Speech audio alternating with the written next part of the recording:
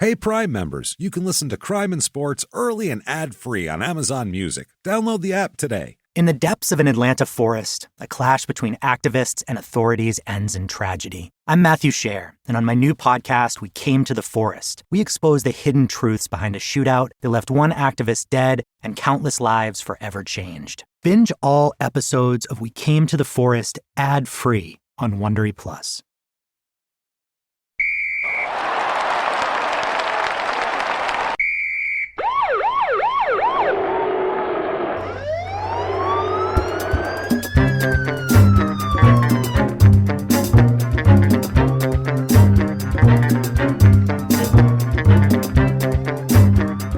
Hello, and welcome to Crime and Sports. Yay! Oh, yay indeed, Jimmy, yay indeed. My name is James Petrogallo. I'm here with my co-host. I'm Jimmy Wissman. Thank you, folks, so much for joining us on another crazy, and this one is really crazy, spectacular, super downhill slip and slide episode of Crime and Sports. We have a wild one. It's a brain damage sport, and I got to be honest, there isn't too much sports in this, but there is just so much crime. I mean, it's wow. I mean, this guy might as well just join the police force because he hangs out at the police station so much. He might as well get some benefits and some health insurance out of it because this is ridiculous. Get yourself a pension. It's a lot. Yeah, go ahead and get yourself a pension here. So we'll get to that quickly. But before that, very fast, you do want to go to shutupandgivememurder.com right now. You got to get your merch there, number one. There is lots of new stuff up, I know. So tons of new stuff, all sorts of good things to check out. Everything from bath mats to skateboards you can get on there. You bet. Any saying and slogan you want on there, pretty much we have it.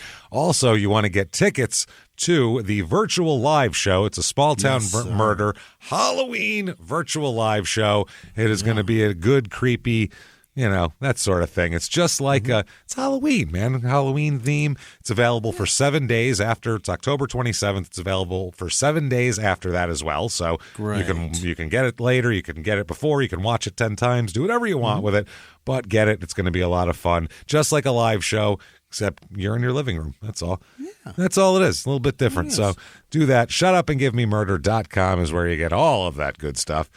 Where you get the best stuff, patreon.com. /crime in sports. Anybody $5 or above on your monthly thing, and it's a cup of coffee. You are going to get so much good stuff. Not only going to get the whole back catalog, which is like 150 episodes of stuff to binge on, but you're going to get every other week 2 new episodes. One Crime and Sports, one Small Town Murder, and you get access to it all. This week, what you're going to get for Crime and Sports, we're going to give you the talk about the Danbury Trashers hockey team. It's so much fun. It's great. They did a good documentary about it, and there's more to it than that even. It's a mob guy bought a minor league hockey team for his kid and then ran it like a mob guy. It's amazing. And then there's more federal crime and mob stuff involved in it. There's so much stuff to that. Then for Small Town Murder, we're going to talk about, being that Adnan Syed was released from prison, we're going to talk about the whole Heyman Lee serial case, and run it all down. Everybody pretty much knows about it, so we don't really have to get into the basics. But we're going to talk about kind of the details of it. We're going to talk about who we think did it, and all that sort of thing. We'll give you theories and everything else, and other people's theories. That is patreon.com/crime and sports, and of course, you'll get a shout out at the end of the show. Yes, you just want to get a shout out? Head over to PayPal. Use our email address, crimeandsports@gmail.com is how you do that. That said, let's get to it, Jimmy. We got a lot of crazy. All right. Here we go. The asshole of the week here. It is Aldon Smith. Is that his middle name? Jacaris. Jacarus. Jacaris. Kind of like it. It's not bad. It's kind of smooth there. But he's Aldon Smith. If you don't know who he is, he's an NFL football player. And he's one of these guys, when we first started the show, people suggested him to us right off the bat, and we were like, the fruit is not ripe yet on that vine. It's a little fresh, It's too fresh, and I feel like he's got a lot of growing and a lot of criminal growth to overcome here, and it's true. We were right. I'm glad. It's like a stock here with these guys. You never know. Sometimes they're just going to sit on the shelf and rot, and they're not going to do anything, and sometimes they're going to flourish for you. I mean, considering Jeff Hardy last week and this guy this week, these are late bloomers. You know what I mean? They're coming around. He was a green banana. Coming hard around the home stretch here. It's pretty good. So he's born September 25th, 1989. That's the crazy thing. Holy shit, he's a baby. Still very young man. A completely young man. He's born in Greenwood, Mississippi, but his family at a young age moved to Kansas City. So, Missouri, not Kansas. Really? So, yeah, he grows up in Kansas City. He went to Raytown High School in Kansas City. And Raytown played for the Raytown Blue Jays high school football team.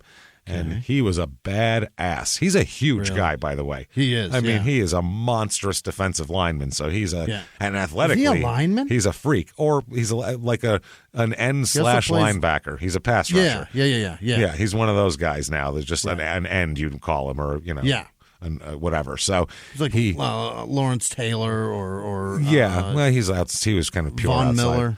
He was, LT was pure outside linebacker. He never went into a 3-point stance or anything like that. Never? He was not much. Not And much, that was, they'd let him wander around and kind of, he'd find his crevices and cracks. Havoc. Being a fucking quarterback and watching that guy just stalk behind the line? Yelling shit at you with coke eyes. Oh, my God. You're like, and your offensive line can't do a thing about it either. Yeah.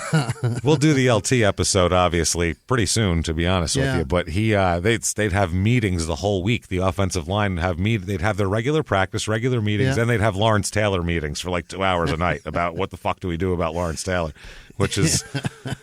That's disruptive right there. I mean, that earring inside his helmet was like a bell on a cat. I'm sure you could hear that thing coming. It didn't matter. Didn't help. Just rattling around. Oh, shit. Still got you. It would be more frightening than anything else. It wasn't to alert you to him. It was to scare you. It was like Omar whistling. It's like a death knell. That's horrifying. He was like the Omar of linebacking. That's what he was. Like, oh, shit. Omar coming. Everybody runs. Is that a farmer in the Dell? Oh, shit. Is that a lightning bolt in a helmet? Oh, God, run. So Raytown High is where he goes here. As a senior, just in his senior season, he had 60 tackles, 21 tackles for a loss. Jesus. Which is just busting through the line and taking people down. 12 sacks. This is like they play like 10 games in high school. Right. And I'm sure as soon as he busted through, the quarterback would throw it as far as he could the fuck away as he ran for his life. Yeah, how do you do that with just 10 games? Are they also recording like tackles in the hallway? Yeah, I think so. Yeah, he got a kid in science class one time for talking to a girl he liked. And, Wrong answer. That's it. That was his 11th sack, and then he got his 12th on the field. So it was pretty good. He had 7 forced fumbles, a blocked punt, a safety on defense, and then on offense, he caught 34 passes for 570 yards and 4 touchdowns as a tight end as well. He's playing tight end too. Yeah, because he's a huge guy. We've talked a bunch of those defensive ends that play tight end also, and just how do you tackle a guy that's that big? Yeah, what are you gonna do? Legs churning. He was only considered a 3-star recruit by Rivals.com, which is very strange considering the pure physical explosiveness he has.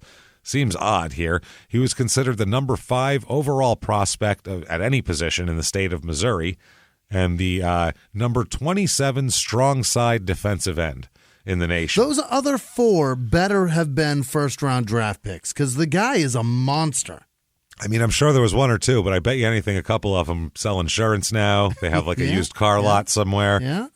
So he has his choice of colleges: Nebraska, Kansas, Kansas State. Everybody in the whole region is recruiting him. Sure. And he chooses over everybody Missouri. That's where he goes. Really? Mizzou is where he's going to go. Really? Absolutely. Decides that is the place for him. He got the end of his senior season, he got kind of uncomfortable, apparently, with notoriety. Yeah? Apparently it wasn't coming together for him, and he kind of got everything came together at once. Okay. I don't know if he's like a giraffe that just... Yeah. When someone's huge like that, sometimes they just have to grow into their giant paws. You know what I mean? And they might... Yeah. Not physically have all the things they can do, and then all of a sudden 17, 18 years old, it all comes together and they have coordination over it and everything. It's hard. And success is when preparation and opportunity meet, but if you're not prepared and you just have all this opportunity, God, that can be so overwhelming. It's a lot. And he said, quote, "My personal goal is to get better every weekend. Hopefully make a fan who comes to the game to see me and be glad they came to see the game. I want to turn somebody's head. I'm here to turn heads." That's what he said. In high school, his father, Thurston, his dad's name is Thurston, by the way. Howell the Third. Wow, that is a really Yeah, that's the guy from what is it? The Gilligan's Island. Yeah, Thurston right. Howell III and his wife. He and the was whole the deal. rich guy. Yeah, he's the rich guy who talks like this. Gilligan. Yeah, that's him. So wasn't her name Muffy or Bunny or something? what the hell is it? I forget what he called Mrs. Howell. He called her but I swore he called Muffy, her something. some shit. Maybe I think it was Muffy. Maybe yeah. Muffy, yeah, because that's like Muffy. We're at the yacht Right. club. So it's funny. His name is Aldon Smith. His dad's name is Thurston. Yeah. And when we get to later on, other people named Aldon Smith, he seems like he sounds very white. He really does. And if you're not from around here and don't know the NFL, he is certainly not a white guy at all. He's a giant black Anything guy. but. Yeah. He's a giant black guy. So Thurston said, quote, he had a lot of growing up to do. Last year, his attitude was more about individuality. It was more about him. At the end of last year in the summer, we worked on him that it's all about the team. So he says he's good now. Yeah. That's how it is. The coach of Raytown said he's the prototype of what they're looking for, meaning colleges. He says from play to play, he's doing some things that demonstrate he's in a different class than his opponents. So, they think he's really good. But he thought about, before he got scholarship offers and stuff, he was thinking about quitting the team before his junior year. What kind of? It wasn't what are you working talking out. about? This is what you've got. Yeah, apparently they were in Iowa for a little while, and he went to live with his where his mother was, and then he went to live with his dad in Raytown, and that's why I guess he just didn't feel like he was fitting in. He missed being, somewhere else, basically. He's the product of a divorced family? Is that I what's believe happening? so, yeah. So he said he would always ask his dad, what's the use? What am I doing? I just don't want to be here and all that kind of shit. So his coach said there's a lot of attention on him, whether it's wanted or not. How he acts is going to be perceived as reality. This attention has humbled him. So he said he started listening to his father and listening to his coach's advice because he was so uncomfortable that he was just basically leaning on people he trusted and following their advice. And it works out for him. He starts doing really well, and we told you how good he was in his senior season. And he says, some people say, now that I'm on the radar, I can probably slow down. I can calm down and relax. But I don't feel that way. I feel like there's no reason to stop. I feel like if I do everything I'm supposed to do right, I can't be stopped. Okay. Can't be stopped. He's coming for that ass. So He's right. I mean, he is right. Fuck, man. Later on, I really wish he would have taken that and applied it more to football. It seems like that's like if he was trying to get arrested as his, be the greatest to ever be arrested the most. Like he said this beforehand. I feel like if I do everything I'm supposed to do right, I can't be stopped. Like if I really just break the law every day, go out there with a disruptive attitude on a daily basis. This guy can't stop me. You can only hope to cuff me. You can only hope to contain me in a 5x8 cell. You can only hope to contain me there. So he goes to Missouri, and in 2008 is his redshirt season. They just sit him in 2008, which is very, very common. Just save a year of eligibility, let a person physically mature, and that way when they're a sophomore, they're technically a freshman. That's what you get. So 2009 season for Missouri, they go 8-5. They actually go to a bowl game. Really? They go to the Texas Bowl, and they lose to Navy 35-13. Ouch. That sounds like shit. Blaine Gabbert's their quarterback, by the way. Is that right? That is, yes. He is a Blaine Gabbert teammate here.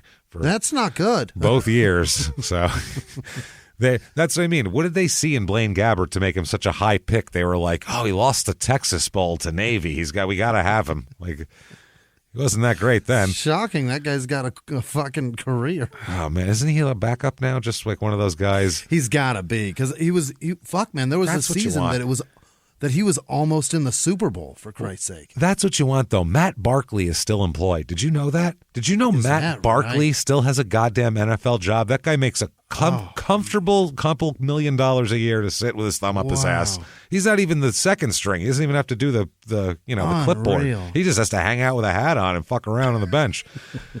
I think he's the Bills' third string quarterback, and he's been there for a couple years. He's never going to work. Nope, doesn't give a shit. He loves it. This is great. He doesn't care. That's the job you want. Yeah. That not even in the NFL. That guy never has to work. No, he's great. He's going to do great. He'll go back and get like a job on the USC whatever network or something later on. He'll make himself another $500,000 a year to fuck around and hang out with alumni and drink and plow ex-cheerleaders and shit. That's what he'll do. So he might even get himself a fucking ring in Buffalo. Oh, yeah, who knows? That team looks great. Why not? This guy, everything else he's fallen ass backwards into in life, he's, he came onto a USC team that was well-equipped and already on a roll, and he's like, look at me. I stepped right in there. And I'm a hero. And then he comes out, and look at him. So either way, Aldon Smith in Missouri, his freshman year, plays all 13 games, 44 solo tackles here.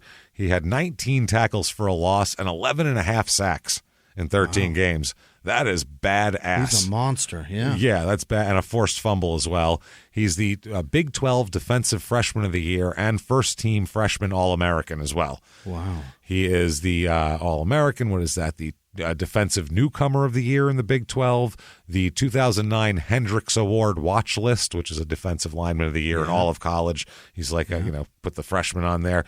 He is the 2009 Honorable Mention Big 12 on the coaches team, 2009 Team Defensive Lineman of the Year Award, and 2009 Team Freshman of the Year Award. No wonder he had so much hype as a rookie. Oh yeah, he should have had hype. He's so good. I mean, even when he first burst into the NFL, we'll talk about. He is a monster. He's on pace to be. Jesus, yeah. I mean, he's going to be one of the top guys. They're talking about this guy's going to break the sack record someday because he was ripping it up.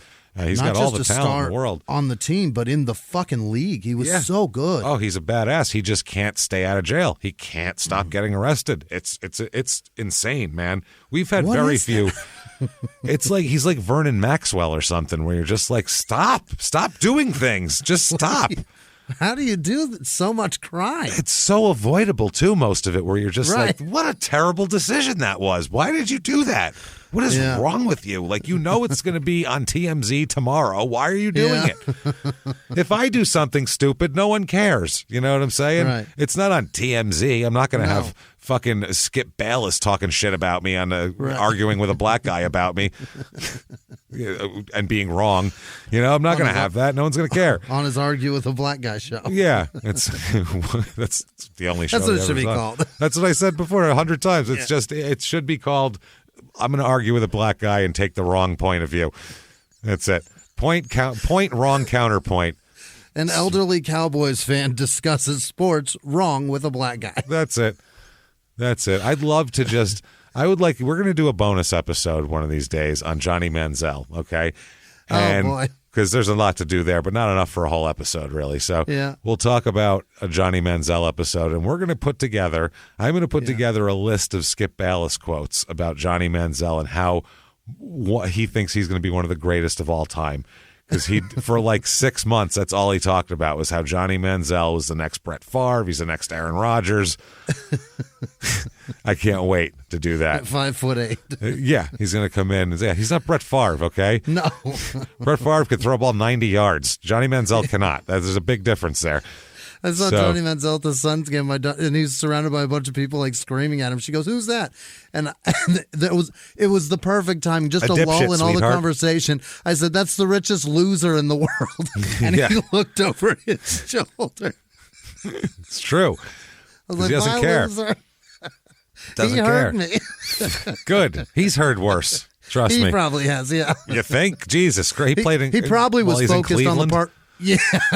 You heard a lot worse in Cleveland, probably. He probably was focused on the richest part, and he was like, I am pretty rich. That's right. Yeah. So 2010, Missouri goes 10-3 that year. Wow. Look at that. They go all the way to the Insight Bowl. Oh, that's the one in Phoenix? Is that the one in Phoenix? Didn't they play that at the ballpark? That was the bowl game they played at the ballpark, the baseball field. Yeah, if I'm not mistaken, right? Yes, Insight feels familiar. That sounds right, but I might be wrong. They played. This is 27-24. They lose to Iowa in the Insight Bowl. Ouch. So 0-2 in the bowls for him. He plays in 10 games that year. Doesn't seem to. I don't know what's going on. If he was hurt or if he got benched or what the fucking deal is, but. He only had 8 solo tackles. I know he had a shin problem he kept re-aggravating for a while. He had 3 sacks. He didn't do very much this year. But 2011, he comes out for the draft anyway. So he must have been injured. And 2011, ready for the draft. Jimmy, number one pick of the 2011 NFL draft. Yes. I think you're going to get it. Shit. I don't remember who the first team was back. Was it for the Was it Blaine Gabbert? It's not Blaine Gabbert, I promise you that. He is in the top 10, though, this year. He what for Jacksonville, huh? Yep. He's number 10 overall, Blaine Gabbert. Was it Johnny Manziel? No, it is Cam Newton, number one overall. Oh, it's not a bad pick. Number one? No. He won the Heisman Trophy, for Christ's sake, the year before. Number 2 overall, you better know, Jimmy. Was it Von Miller? It's Von Miller, number 2 overall. Marcel Darius, A.J. Green of the Bengals, Patrick Peterson of the Cardinals, Julio. It's a great pick. Yeah, Julio Jones, number 6 of the Falcons. These are, what a draft. Number 7 is Aldon Smith to the 49ers. No kidding. Yep, number 8 is Jake Locker to the Titans. Yikes. So out of the top 10, 8 of them became Pro Bowlers, and the only 2 that didn't were quarterbacks, Jake Locker and Blaine Gabbert. So, how about that? And then J.J. Watt is number 11. Shit, so man. Jacksonville could have had J.J. Watt, and they picked Blaine Gabbert instead. So that tells you something right there. That tells you how much they were hurting for a quarterback. That is fucking brutal. Yeah, he was the first defensive lineman taken. Oh, they could have had, the Niners could have had J.J. Watt too, but they picked Aldon Smith. That's interesting. Right. So the top 16 picks are all Pro Bowlers except for 3 quarterbacks, Christian Ponder, Blaine Gabbert, Jake Locker. Wow. What a terrible quarterback year. Terrible. Holy crap. Because Pouncey, Robert Quinn, Mike Pouncey, Ryan Kerrigan, defensive tackle. Nick Fairley's on that list. Yeah. Wow. Cameron Jordan later on. Mark Ingram Jr. there. So what other quarterbacks were picked that year? Nobody, huh? Nobody. Andy Dalton went in the second round. Yeah, that's not so bad. I mean, he went there, but otherwise, it was an off quarterback year, big time. Yeah. So just Cam Newton. That's the only one that's worth a fuck. That's it. No, he's definitely the best of the bunch here by far, by a long stretch of the imagination. 2011, he's on the San Francisco 49ers. Wow. This is starting quarterback Alex Smith in this particular season. Started all 16 games that year. Alex Smith did. So that was his team that year. You bet. Yeah. The Niners go 13-3 that year under Jim Harbaugh. Yeah. Very good. They beat New Orleans 36-32 in the divisional round of the playoffs, and then they go to the conference championship and lose to the Giants 20-17 because the Giants needed to do their once every few years we're going to try and we'll just beat the Patriots in the Super Bowl, and that's that. And then go back to 5-11 the next year. That's how it works with the Giants. Yeah. So Aldon plays in all 16 games. Doesn't start any, though. He's a rookie. Doesn't start. He has, looks like, this is impressive, though. In 16 games, he has 14 sacks without starting a game. That's not too fucking shabby. He is the second in the AP poll for the Defensive Rookie of the Year as well. Second. Von Miller. Yeah. Von Miller, he was all around. And Von Miller was starting. And he was starting, too. So you had to, he was allowed to play, which helps. But, I mean, fuck, man. Aldon Smith had 2 forced fumbles, a fumble recovery, 14 sacks, 31 solo tackles, 27 quarterback hits, a safety. He was everywhere. He was a fucking menace. Without Von Miller in the league, with a non-existent Von Miller, Aldon Smith is super well known. You know what I mean? Like, the poor bastard has to play in that guy's shadow. Well, if he wasn't suspended for 4, the next year he's not in anybody's shadow. When you get his stats, Von Miller didn't have his fucking numbers. I mean, he's a bad motherfucker the next year. No, it had nothing to do with that. It's just when you're suspended for 4 straight years, you can't really get any traction doing anything. We'll talk about it, but he can't really get it going. He surpassed Charles Haley for the 49ers record for most sacks by a rookie in a single season that year. Shit. He finished with 37 tackles, 4 pass deflections, 2 forced fumbles, and like we said, 13 sacks. He was a half a sack shy of tying the all-time rookie sack record held by Javon Curse as well. Holy shit. So, I mean, he was really, but he didn't start even a single game. Just narrowly lost the Defensive Rookie of the Year to Von Miller, though, there. Because Von Miller was nasty. He was everywhere, Von Miller. He was all over the field. So we're going to say it right now. Great opening season. Terrific. Doing wonderfully. That's grace right there.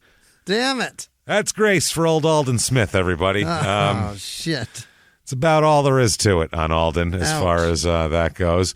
2012 starts out a mere 2 weeks after the season ends with, actually, I think it's the week after they lose to the Giants in the championship game here in 2012. They are 2011, I'm sorry. So 2012, it's January of 2012. January 28, 2012, he is arrested for driving under the influence in Miami Beach. What is he? He's not even from there. Nice hanging out. The season just ended, so he probably went down there to party. That's what these guys do. You live in California. You got all the beaches. That's where people are going to hang out this week, though. It's these rich fuckwits. This is what they do. They where's everybody going? Well, I have to go there too, and then they all go and hang out. He's pulled over on suspicion of drunk driving in Miami Beach. He was swerving in and out of lanes. Looking super hammered, so they gave him 2 different breathalyzer tests, and he scores. This is a pretty good score here, better than his stats in his rookie year. He has a .194 on the first one, which is quite shit-faced, and then it is .175 a little while later. So he's both times that's too much. Pretty drunk, yeah. We'll just call him pretty shit-faced. Yeah. He is released after posting $1,000 bond.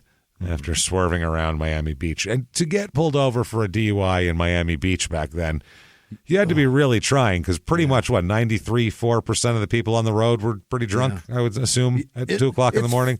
24 hours a day drinking there. I just learned that. That's crazy. That's an insane place, Miami, because it's... I could never be.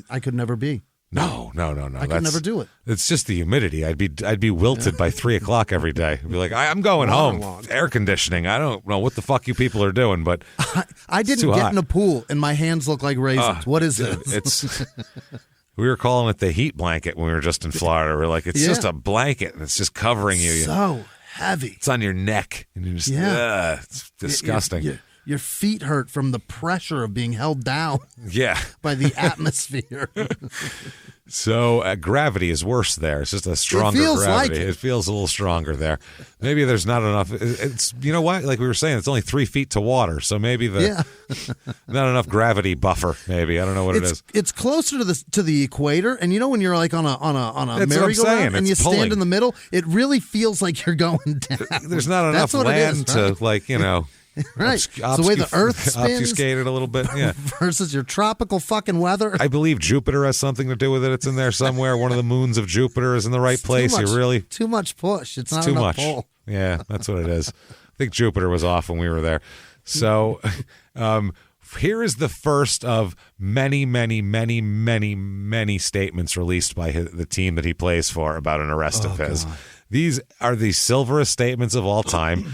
This is not a mediocre talent. This is a guy who they see as a Hall of Famer. They see him as another Lawrence Taylor. They're like, if we can just contain him to just an arrest every couple years, nothing that gets him actual jail time, something we can sweep under the rug by the time the new season starts, then he'll get his 17, 18 sacks a year and we can go to the playoffs. We go next season. That's it. So the Niners released this statement, quote, "We take these issues very seriously, but we'll reserve further comment at this time as there's an ongoing legal matter."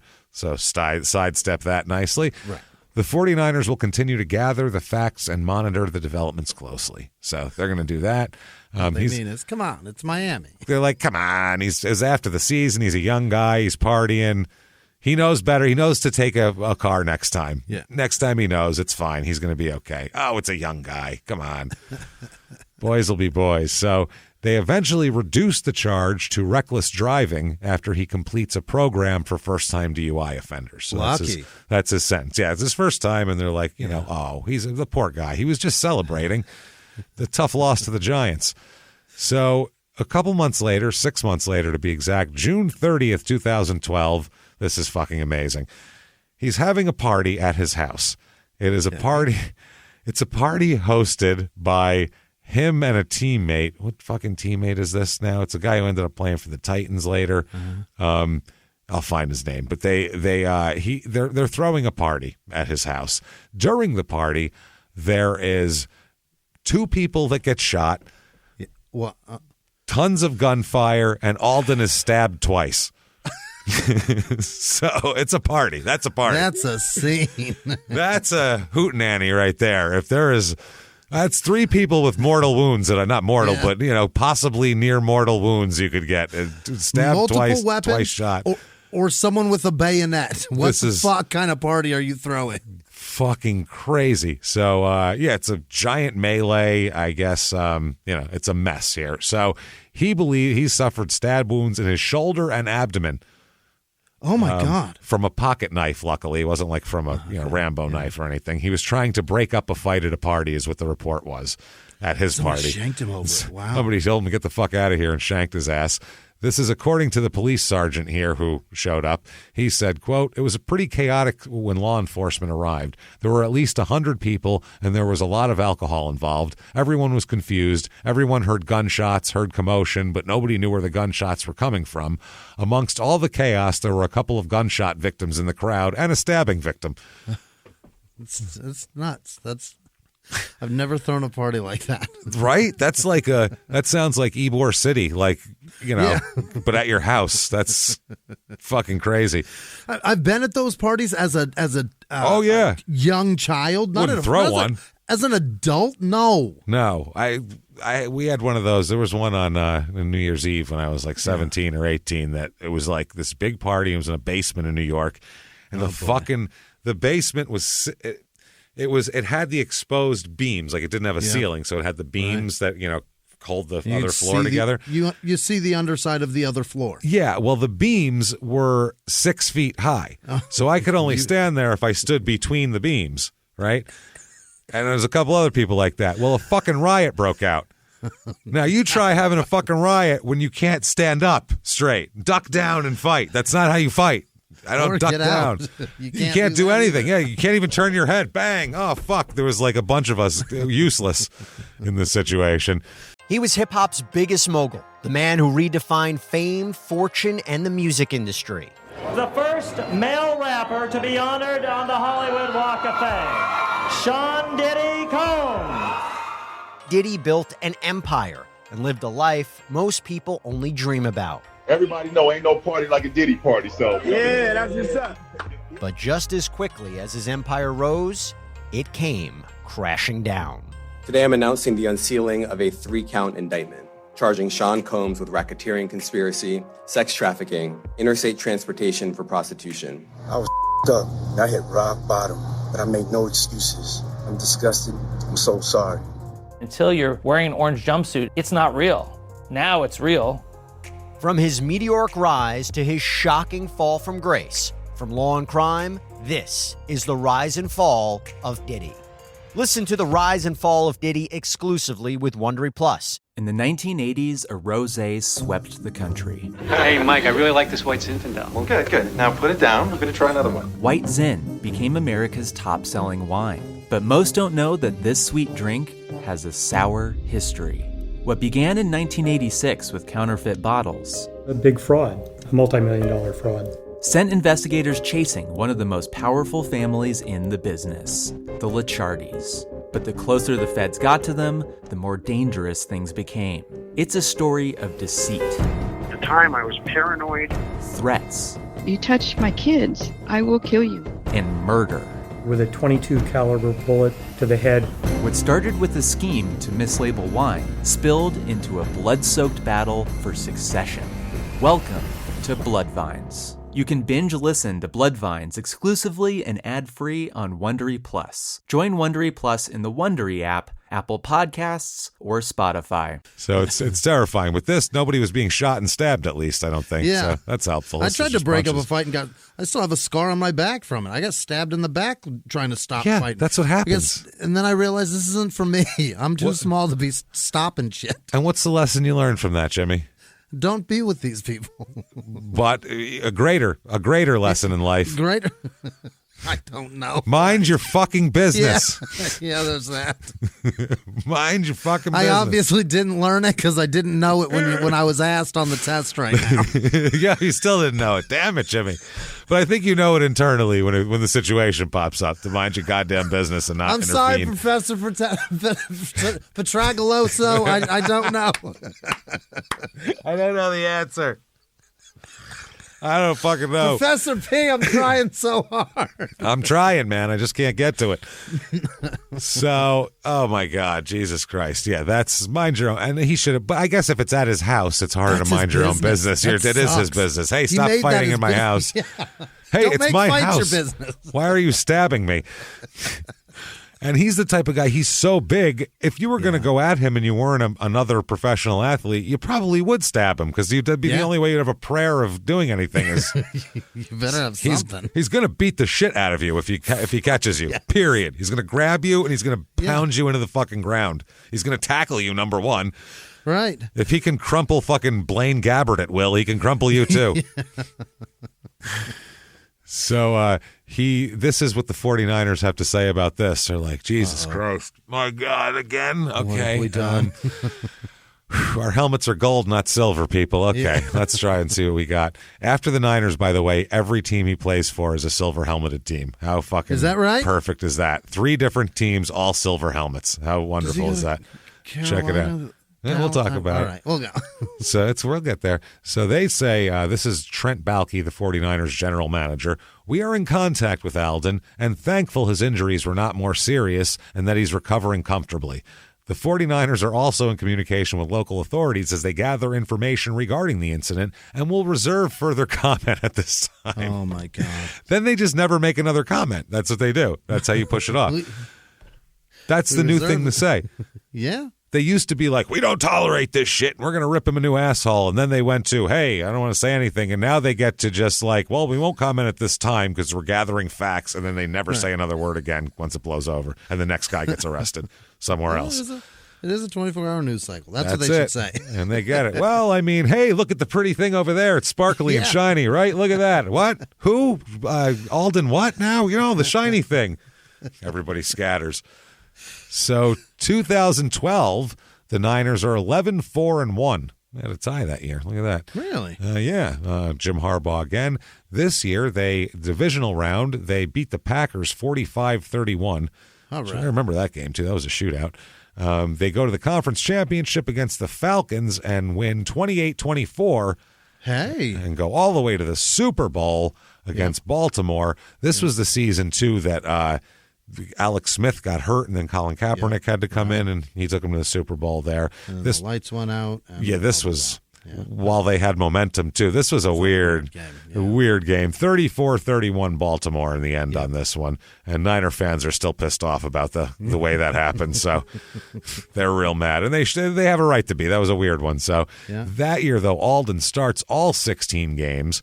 He has, Jesus Christ, he's crushing it, 50 solo tackles, 1 interception, 19 and a half sacks. Shit, damn. I mean, that is nasty. 3 forced fumbles. He is just all over the place, a fucking menace to society on this field, man. I mean, watch Still out for Aldon.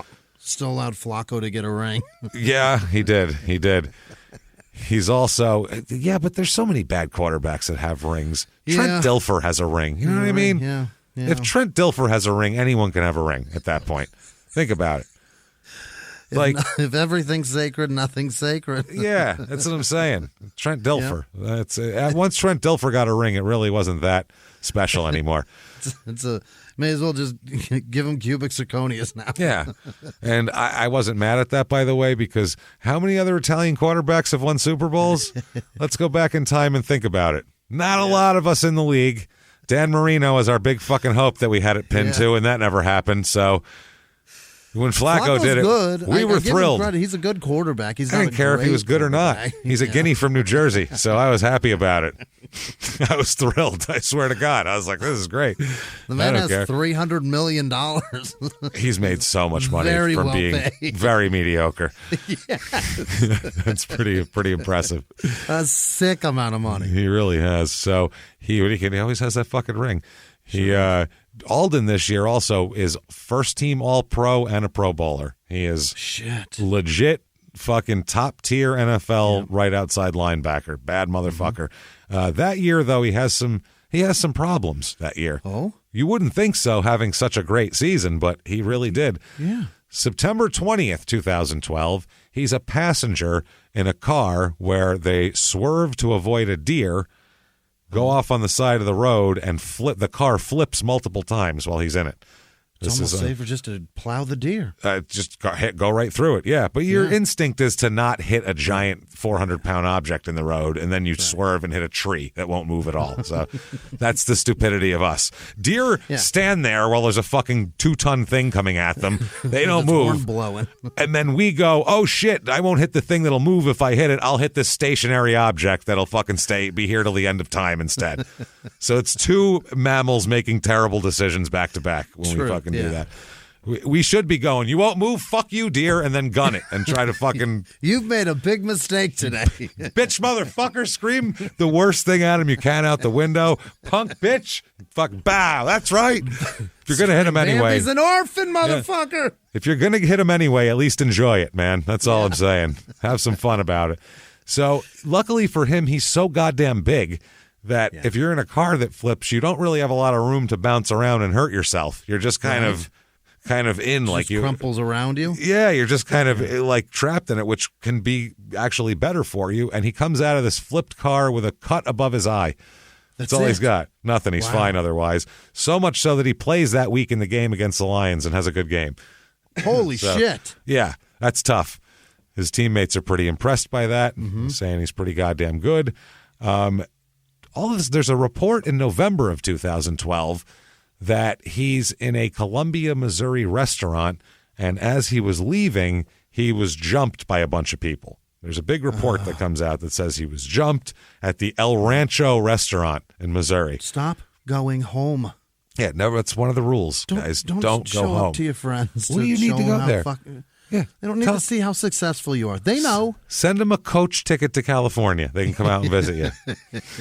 Coach, save your money Southwest. too. Save your money. $69 each way. You can buy them the upgraded thing, so they're in like boarding group fucking 3 or something. That's fine, but nothing more than that. I'm sorry, and it's up to them to check in early if they want to. Tell them, wait, you better do it the second you can, or you're going to be 87th on the list. If it texts you, check in. You better have already been looking at your phone. Yeah, you blew it already. You're already over. You're it's already over. in Group C. You're done. Yeah, you're out. So he says that's absurd. He said nothing happened.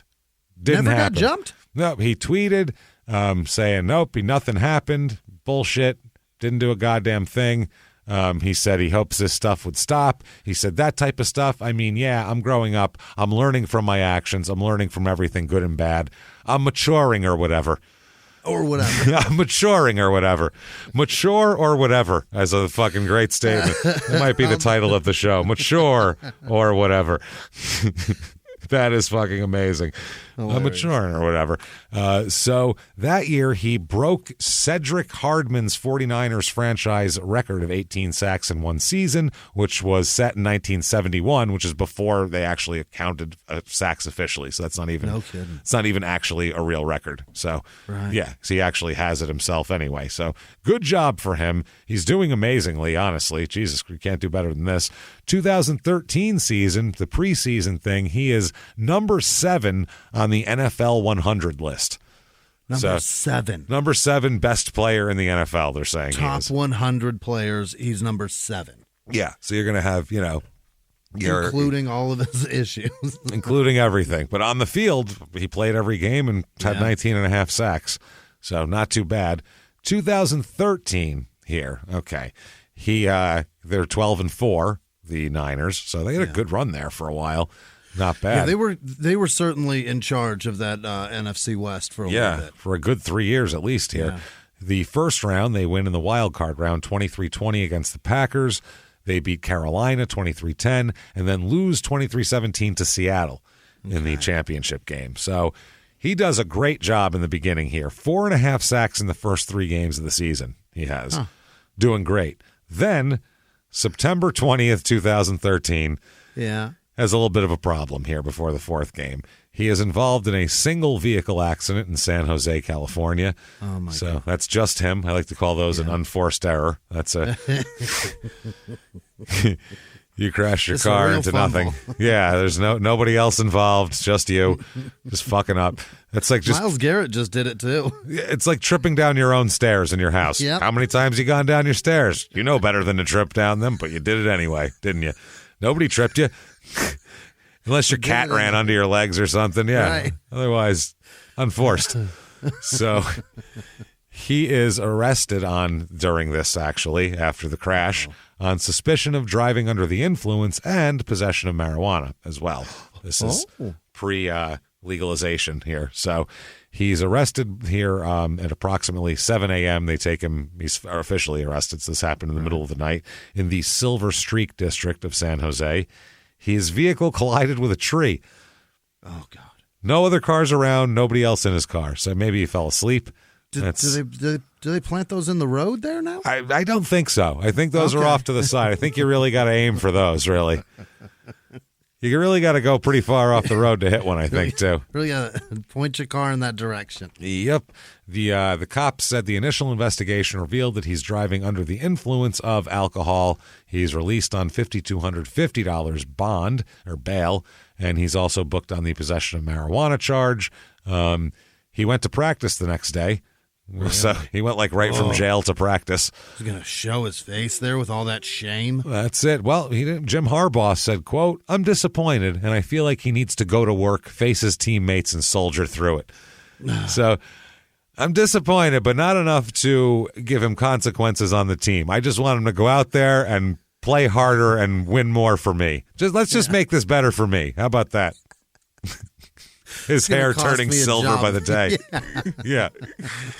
This is crazy. I'm going to be in Michigan in no time if this asshole keeps this up. He's like, well, we were 3 points away from losing the Super Bowl this year, so unless he kills my wife and dumps her on my front porch, he's fucking playing. Because I need all hands on deck, because we'll get those 3 points back this year. And I feel like that's how Jim Harbaugh is too. He just strikes me as the type of guy that would be like, I don't give a, based on everything we've learned of him too in the last few years. He's, he's not the most. Just fucking play hard, goddammit. My job depends on it. That's what I mean. Yeah, he'll do just about anything to win, and that's fine. He's a coach. That's what they do, whatever. So he says that he expects Aldon's going to play against the Colts in a couple days. Don't worry about it. There will be no consequences here. His consequences will be you have to play harder now. So, and I realize that when they hit families and cars and obviously other people are hurt, that's much worse. Oh yeah, monetarily and emotionally. That's really. But this, had it not been the tree, it would have been a goddamn family. He was clearly out of control. It's also 2 DUIs in exactly a year. So no time. You have to go. Frightening. Maybe he's got a problem of he can't stop drinking and driving. That's pretty close together there. Instead, they lose the game to the Colts that week. He doesn't have the greatest game, so he goes to rehab instead. But they squeeze that Colts game at him. They're like, listen, Peyton Manning's coming in. Right. We need a fucking pass rush, period. That's it. He's a statue and we need to get a pass rush on him. You can go to rehab on Monday. If he had 3 sacks and we got a W that day, he doesn't go to rehab. He's not going to rehab. Jim will just come in early to chat with him every day. Right. So it's at that point where he's also sued here. Oh. He's in a civil suit by the man who was shot at his house. Oh, really? Yeah. Now, the other guy who was throwing the party with Aldon Smith here was Delaney Walker, who used to be on the 49ers, and he went to the Titans. Yeah, Titans. Went to the Titans after that. He's also named in the suit. And their lawyer, though, says this is fucking amazing. You can't sue us for that because, quote, this is fucking amazing. He freely and voluntarily exposed himself to all risks of harm by going to the party. The balls. You have to know that if you go to Aldon Smith's house, there's a good chance you're going to come out with a bullet in you. You have to know that. I'm sorry. What? How is it not common knowledge that it's dangerous to hang around Aldon Smith? You should know better. Haven't you heard of his driving record? You should know you're in danger. What the fuck kind of comeback is that?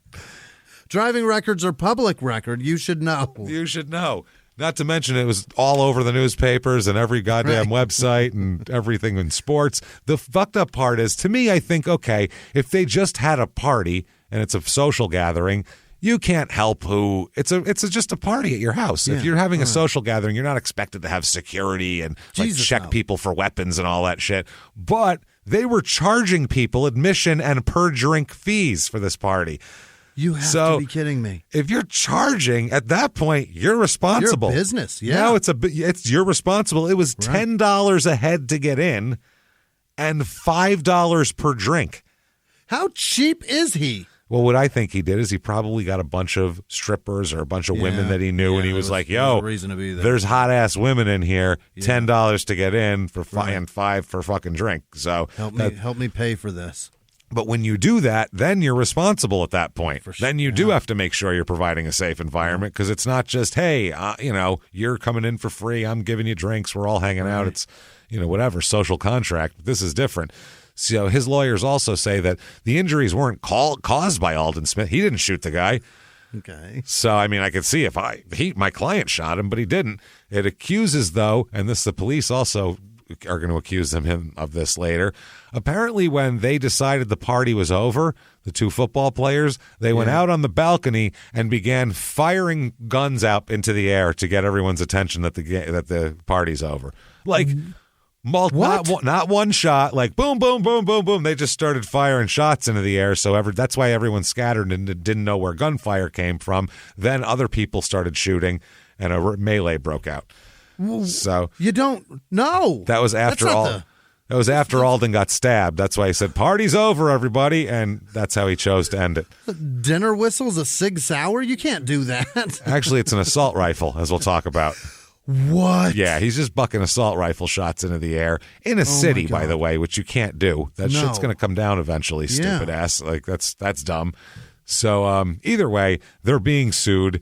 They say that they were both drunk there on the balcony when they were firing gunshots into the air trying to end the party. The identity of the shooter is unknown, but there's a real problem here, and a big problem, I think, and they don't make a big enough deal out of this. There were several guns found in Smith's home, including 3 kinds of assault rifles, all of which are illegal in the state of California where he has them, and an unregistered .45 handgun. Oh, my God. Now, according to the cops, Smith fired the handgun into the air and the other guy fired the other gun, I guess. But the unknown shooter, they don't know who he is, nobody knows who this shooter is, used his fucking .45 to shoot the guy. So the victim at his house was shot with his gun. Yeah, well, so that's definitely a suing offense, right? Charged money to get into a party and then armed a guy who shot me. What the fuck is that? And if you didn't, even if you didn't hand him the gun, if you left your guns out in unsecured places for people to use them and shoot, you're responsible for that. That's crazy. You got an unsecured, unregistered weapon, a .45 just lying around? If you had your fucking car and you let your drunk idiot friend use it to go plow into somebody, guess whose fucking insurance is going to get sued? Sure. Yours, asshole, for a reason. You let this asshole do that, and he'll get sued. Everybody will get sued. This is crazy. Sure. Yep. Like, what an idiot. So, and also, no one's saying who the shooter is, so he doesn't claim anyone stole his gun, though, because it was there. So the shooter shot the guy, then returned his gun, and Aldon Smith has no idea who he is. I'm sorry. You know who the fucking shooter is. You're very aware. And if I'm the 49ers, I'm saying, you're not playing until you say who the fucking shooter is. How about that? Until you act like an adult. This looks bad. I don't care how many sacks you get. We're a fucking major corporation here. We can't have the star of this major corporation having his guns shoot people and then having him hide the guy. We can't have that. That's crazy. We happen to be worth more than you, and we have more to lose. There'll still be a 49ers when you're long gone. So we can't have that shit. Anyway, so that party was insane. They also found tons of fucking mags full of loaded up with bullets too. I mean, he was he was hunkered down there. It's at that month as well that he is ordered to pay $9,007 per month in child support for his 5-year-old son at that point. Uh-oh. So, apparently that's been going on for a little while, this woman trying to get money out of him, and she finally, $9,007 a month. That's not bad. It's a good amount. So September 23rd, 2013, He has placed the 49ers place him on the NFL list. I don't know what the fuck that is. Whatever that is. I believe that's because he's in rehab. So that's I'm going to rehab list. So October 9th, 2013. This is a couple weeks later. The police formally charge and arrest him for 3 felony counts of illegal possession of an assault rifle related to the shooting, stabbing party night. The charges are later going to be reduced to misdemeanors there. So they're like, you're firing illegal guns into the air during a party in a city. And then they're dropping that to a misdemeanor? Yeah. Dude, there is so much silver all over this guy. Like, he would be That's a crazy charge. He would be either in prison or banned for life from the NFL if he wasn't a great player. Like, it's people sign him right the day after he's suspended for a year. They sign him still. That's how good he is. Think about that. How good you have to be like, I know you're not even allowed to play for a year and maybe more. We don't even know how long. We'll give you We'll take a chance and hopefully be able to rectify the situation. We're going to pay you money just in case. Like, that's Jesus. That is wild. So the felony charges, they're all felony charges, for Christ's sake. He's supposed to surrender to the police next month. The charges are being filed now. 49ers coach Jim Harbaugh says, quote, We've been aware of the incident, the serious nature of it. We're all accountable for our actions, good and bad. There's a due process that will take place. I don't feel the need to comment further on it. We're all actual sentences, and I want out of this. Well, these aren't even really sentences. They're just kind of one-offs. Cliches, yeah. We're all accountable for our actions, good and bad. He didn't say how he's going to hold anyone accountable. Nothing. He didn't say what he's going to do to that. He's the coach. He's in charge of that sort of thing. There's due process. There's a due process that will take place. In other words, I'm not responsible for it. Yeah. We'll let the courts deal with that. Who am I to judge? You know what I mean? That's what he basically said. There are legalities. I don't hold the badge. And then he said, don't feel the need to comment any further on it. In other words, someone else will get arrested before the next time you're able to ask me about this. So subject changed. Shiny thing. Bye-bye, everybody. Holy shit. So October 29, 2013, he surrenders to authorities in advance of a court date to face his felony weapons charge, and he also enters rehab again. Rehab again? Again. Yeah, it's his October rehab. He refreshes himself every fall. 3 years in the NFL. Rehab twice. Well, yeah, he's got DUI, shooting, stabbings. He's got a lot going on, Jimmy. There's plenty here. God. I think it's a fall thing. It's more like to change over from the summer wardrobe. He goes into rehab, and then he comes out in full fall wardrobe at that point, I feel like. He does a winter one also. Yeah. You should see his spring rehab. It's beautiful. He comes out in gorgeous dresses. It's like a cotillion. You got to get himself in good shape for those pumpkin spice lattes. That's absolutely right. You got to do. Well, there's also the homecoming dances. He's got to be. You know how it goes. He's very in there. Apple picking. Yep. So he's in rehab. Harbaugh says he's been trading text messages with Smith while he's in rehab, and he said that he's made quite a bit of progress. Okay. What is he? He's good now. You bet. He's all good. He's fine. Just get him in there. Fine from here on out. I really need him to chase around Joe Flacco and Peyton Manning and fucking Tom Brady, because that's my main concern here. So, and Cam Newton, too. He's fast. So there you go. Is, yeah. October 31st, 2013, Halloween, the NFL places Aldon Smith on the exempt list, which I guess that allows him to play because at the same time, the 49ers activate him to the roster from the non-football injury list. Wow, that's what they call it when you're just a dipshit? Non-football injury. That means stupid. He's taking time off for stupid. That's what the NFL list is. It's the non-football injury list. That's crazy. Yeah. He called him stupid. Yeah, that's what it is. He called in stupid this morning, so we're putting him on the non-football list here.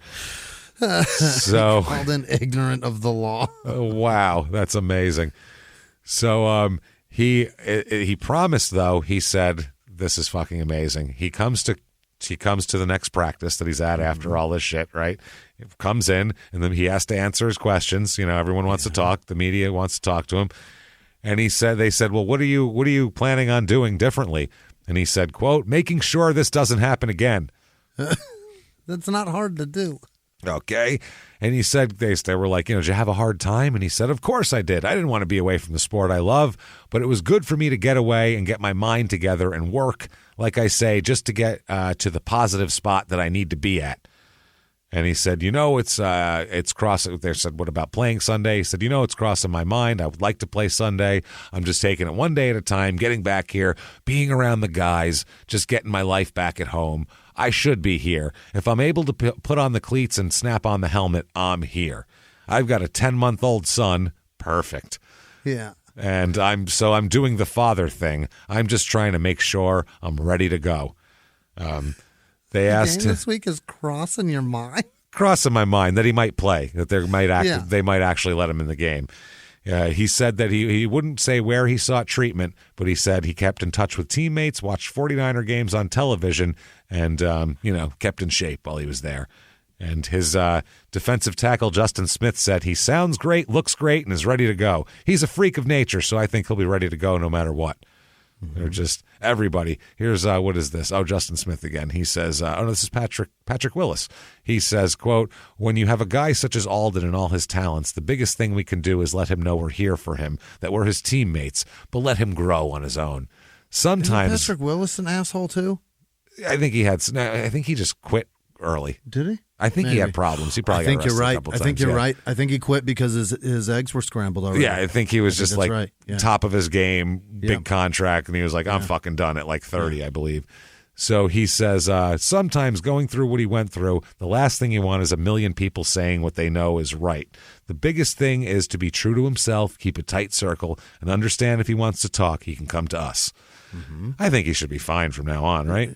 He's got the support for sure. You just got to stay on the course. I mean, from what I'm feeling, I feel like it should be fine. I think I'm going to just say he's good now, right? I think he's okay. Yeah. Well, that season he plays in 8 games, or he plays in 11, starts 8, has 8.5 sacks. So pretty good. Still not bad. On the field, he still does it. April 13th, 2014, off season. Okay. Yeah. Jesus Christ. He's at LAX, all right, at the airport. Apparently, he is, and this happened to me fucking the last time we went on the road, two roads ago. Not a big deal. He was chosen for secondary screening from TSA. That's such a pain in the ass. I have pre-checks. I go through the thing, and they go, you've been randomly selected. And I just had to go over and just stand on the other fucking thing, and they tap my pockets. It took an extra, minute and a half, and it was smidge annoying. Humiliation, and it's fine. Whatever. But it happens. It's a random thing. Who gives a shit? I don't really care. He gives a shit. Let me tell you something. He gives a shit hard. I mean, I don't love it. Don't get me wrong. But when you travel a lot, you get so used to indignities, you just you don't care anymore. You really do. You're like, you're not going to check up my ass? I don't care then. Whatever. Yep, cut my balls. Make sure they're there. I really don't give a fuck. Wait till you see how the hotel's going to treat me when I get there. It's going to be way worse than this. So I don't really fucking care. I don't. Speaking of that, we had a problem in Orlando. The dignity being ripped from you. You want to hear? Is just, it's too much. Yeah. He can't handle a 1.5-minute secondary screening. How would he handle this? All right. 3.5 hours. We left Tampa to go to Orlando. We had shows in Tampa and Orlando, so we got a ride from Tampa to Orlando. It's like an hour and 20-minute drive, so we just got a ride, and we're going there. Everything's great, and we hadn't slept for shit. It's just been tough travel and everything else. Christ. And we had 2 shows, and then we had another 2 shows. So we get to our hotel at like 1:15. Yeah. And we're like, if our rooms are ready, this is going to be great. I'm going to get in like a 2-hour nap. I'm going to feel fucking great. This is going to be awesome. So we get there, and Jimmy's there, and I'm like, go first. Jimmy goes up to the counter, and then I go a minute later. I'm going to my thing, and I hear Jimmy to my left. And they go, oh, okay, Mr. Wisman. Yep, got you right here. Okay, got you checking out. Then I hear right this way. Let me show you where the elevators are. I mean, it's they might as well have picked him up in like what they would like carry a sultan around in and like take him to his room. Like, here you are, Mr. Wisman. Let me get a magic carpet for you to take you there. Like, it was fucking. Couldn't wait to get him in a room. Put these leaves on your shoulders. These ladies are here to feed you. And I hear, He said, James. Click, click, click, click, click, click. Mr. Wisman, click, click, and you're James. Click, click, click. Well, he tried to say Petrogallo and it didn't work. That's why. That's probably why. His accent, he tried once and he said, Mr. James. Then he started calling me Mr. James after that. He had no fucking clue how to say my last name. And he was so embarrassed. I'll give him that. That's fine. You don't have to say my name. Just give me a room. It's not ready right now. Of course it's not. Perfect. Terrific. Why would it be? Why would it be ready? And he's like, but ladies, keep it down. I got to watch this. He did too. Jimmy starts wandering over because he's like, here it comes. It's happening. Because we were joking and Jimmy's like, no, it'll be fine. Okay. It's happening. The guy is like, I'm going to get the maid expediting it right now. So we'll have it real soon. And what's the best number to text you on? We'll just text you. It'll be great. Sure. I go throw my shit in Jimmy's room. Get it for you fast. So Jimmy's like, oh, I'm hungry. I'm hungry too. Great. Let's get some food. I'm like, well, I don't know if we're going to have time to eat. Because if my room's ready, I want to go take a nap like right there. And it'll probably be ready before we're done. He said they're expediting it. Fuck it. Let's go sit down. Who cares? Let's get lunch first. It'll be good for us. So 3 hours later... We had lunch, walked around, sat there, kept checking, asked, please, God, we have 2 shows. If I could get a half-hour nap, it would change my life. And oh, yes, I understand. I understand right away. 3 hours later, got in just enough time to get in and get ready for the show. Barely enough time for that. Like it was cutting Wash your hands, put on different clothes, let's go. Run out the door. So that's what happened to me. And they acted like it's a 4 o'clock check-in. They acted like 3:49. You should be thrilled that you got 11 more minutes. Thrilled, yeah. It's like, thank you. That's terrific. That's great. So in actual awake time, I spent like 45 minutes in this hotel room that I fucking paid for. I was very upset about this. Didn't get to enjoy any of its amenities. We'll put it that way. Whatever and if they my were. flight wasn't much later, I would have had around the exact same amount of time in the hotel because I was not about to go up and miss all of the celebration. No. All of this pageantry of me getting denied a hotel room once again, being told to fuck myself. Going to my room and missing this. Behind the closed doors of government offices and military compounds, there are hidden stories and buried secrets from the darkest corners of history. From covert experiments pushing the boundaries of science to operations so secretive they were barely whispered about. Each week, on Redacted, Declassified Mysteries, we pull back the curtain on these hidden histories. 100% true and verifiable stories that expose the shadowy underbelly of power. Consider Operation Paperclip, where former Nazi scientists were brought to America after World War II, not as prisoners, but as assets to advance U.S. intelligence during the Cold War. These aren't just old conspiracy theories. They're thoroughly investigated accounts that reveal the uncomfortable truths still shaping our world today. The stories are real. The secrets are shocking. Follow Redacted, Declassified Mysteries on the Wondery app or wherever you get your podcasts. You can listen to Redacted early and ad-free right now on Wondery Plus. A few miles from the glass spires of Midtown Atlanta lies the South River Forest. In 2021 and 2022, the woods became a home to activists from all over the country who gathered to stop the nearby construction of a massive new police training facility, nicknamed Cop City. At approximately 9 o'clock this morning, as law enforcement was moving through various sectors of the property, an individual, without warning, shot a Georgia State Patrol trooper. This is We Came to the Forest, a story about resistance. The abolitionist mission isn't done until every prison is empty and shut down. Love and fellowship. It was probably the happiest I've ever been in my life. And the lengths we'll go to protect the things we hold closest to our hearts. Follow We Came to the Forest on the Wondery app or wherever you get your podcasts. You can binge all episodes of We Came to the Forest early and ad-free right now by joining Wondery Plus. Let's watch James get his name butchered and then told to sit in the lobby for 3 hours. That'll be fun. That's much more entertaining than fucking sleeping. Who wouldn't want to watch that?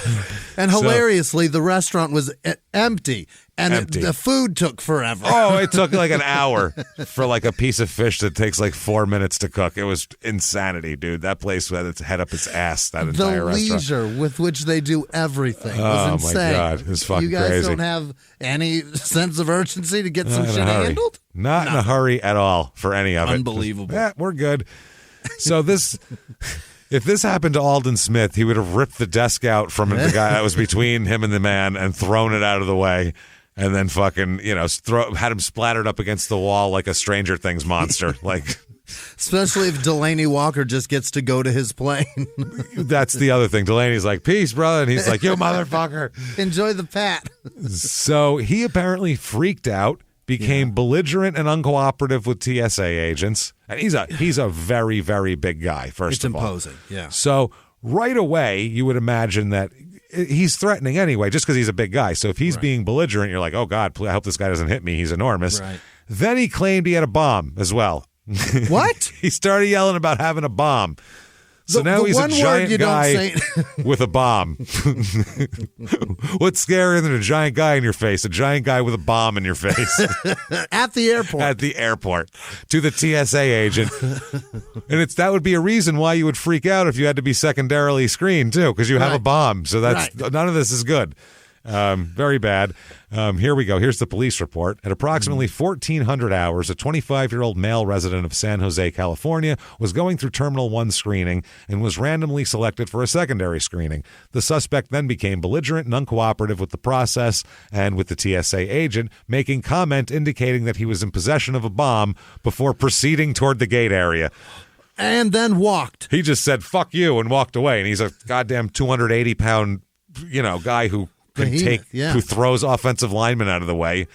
Right. Have you seen TSA agents? They're not going to physically, keep you anywhere, those people. And then the security further beyond them is even smaller. Oh, they're even smaller. Yeah. None of these people, it's not the fighting force. This isn't our Delta Force here. They may work near Delta, but they're not the Delta Force.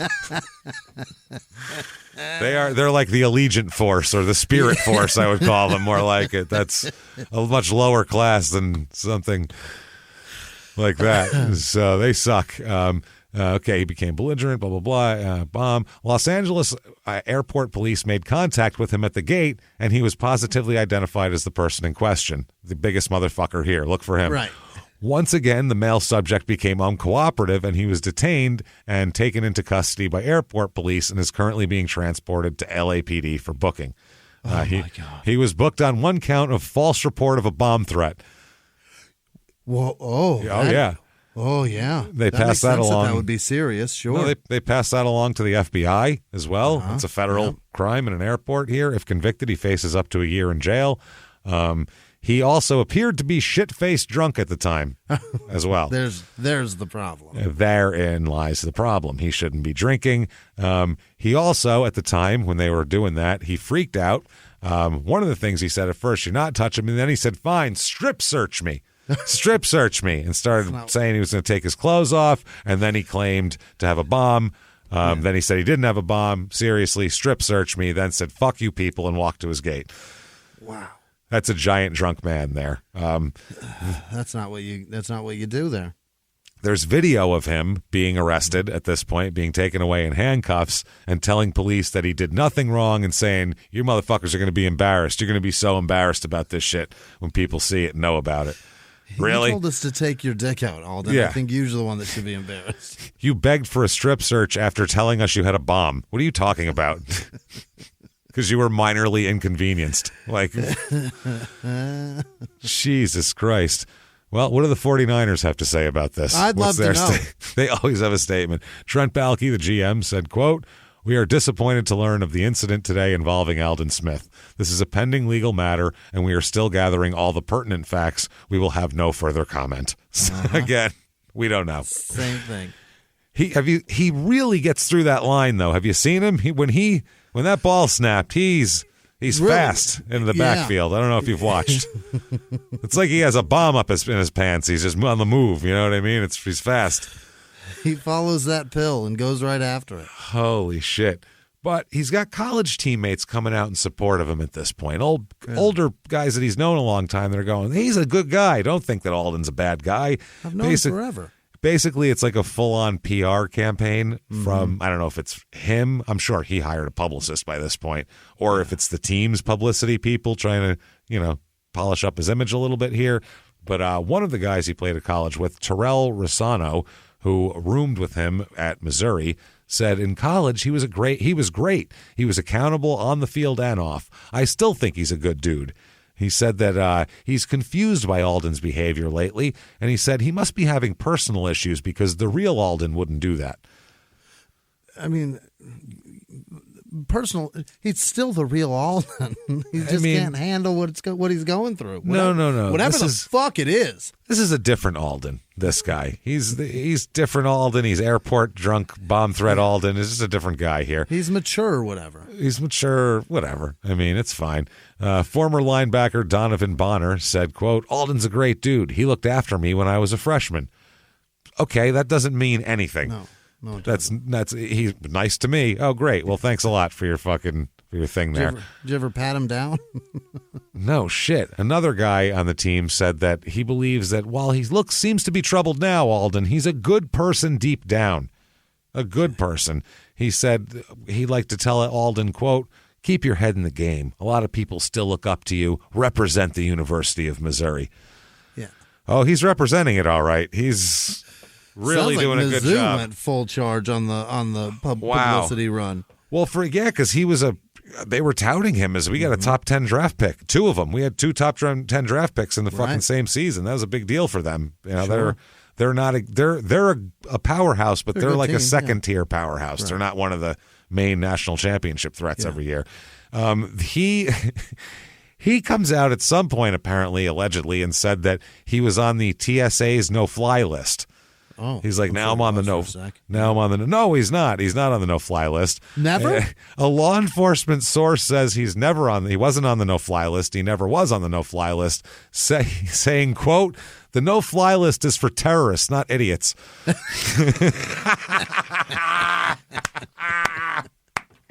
Sir, I applaud you. Yeah, well done. Sir or madam, I fucking applaud you because that is the line of the week right there. You got that in the press. That's well done. What they asked him, one line. The no-fly list is for terrorists, not idiots, and they walked away. Fucking no, he's a moron. I got shit to do. Oh, that's amazing. So anyway, but yeah, he wasn't actually carrying a bomb, just to clarify, in case you didn't know. Certainly wasn't. So the case gets kicked down to the L.A. City Attorney's Office for a possible misdemeanor prosecution because he didn't actually have a bomb. So they aren't calling it a real threat. And after interviewing multiple people, they can't tell if he actually said, I have a bomb, or you don't know if I have a bomb, or I might have a. They don't know if what is specific. There's multiple people saying that he said something specific that is different. So it's too muddled. He may have even said, I don't have a bomb. But the thing is, he might have said, bitch, I'm the bomb. Like he was, I don't even know. It's 2012. He might have been a little late to the party and still using it. We don't know. Yeah. It's possible. You just don't say that word ever. They searched my luggage and I had bath bombs and they said, what is this? And I said, it's a, you know what it is. I was like, it's a bath thing that you don't say at the airport. That's what it is. One of those, yeah. It's those things. And don't worry about it. It's fucking hilarious. I had an unopened box of baseball cards that I got for my cousin once, still wrapped in plastic that said Donruss on it from like factory sealed from like 1987. Right. And they fucking took that shit out at the TSA, brought me over to the side, rubbed bomb juice all over it to make sure it wasn't. Right. Rubbed the shit all over it, looked at it, ran it through the x-ray by itself. I'm like, it's fucking baseball cards. Right.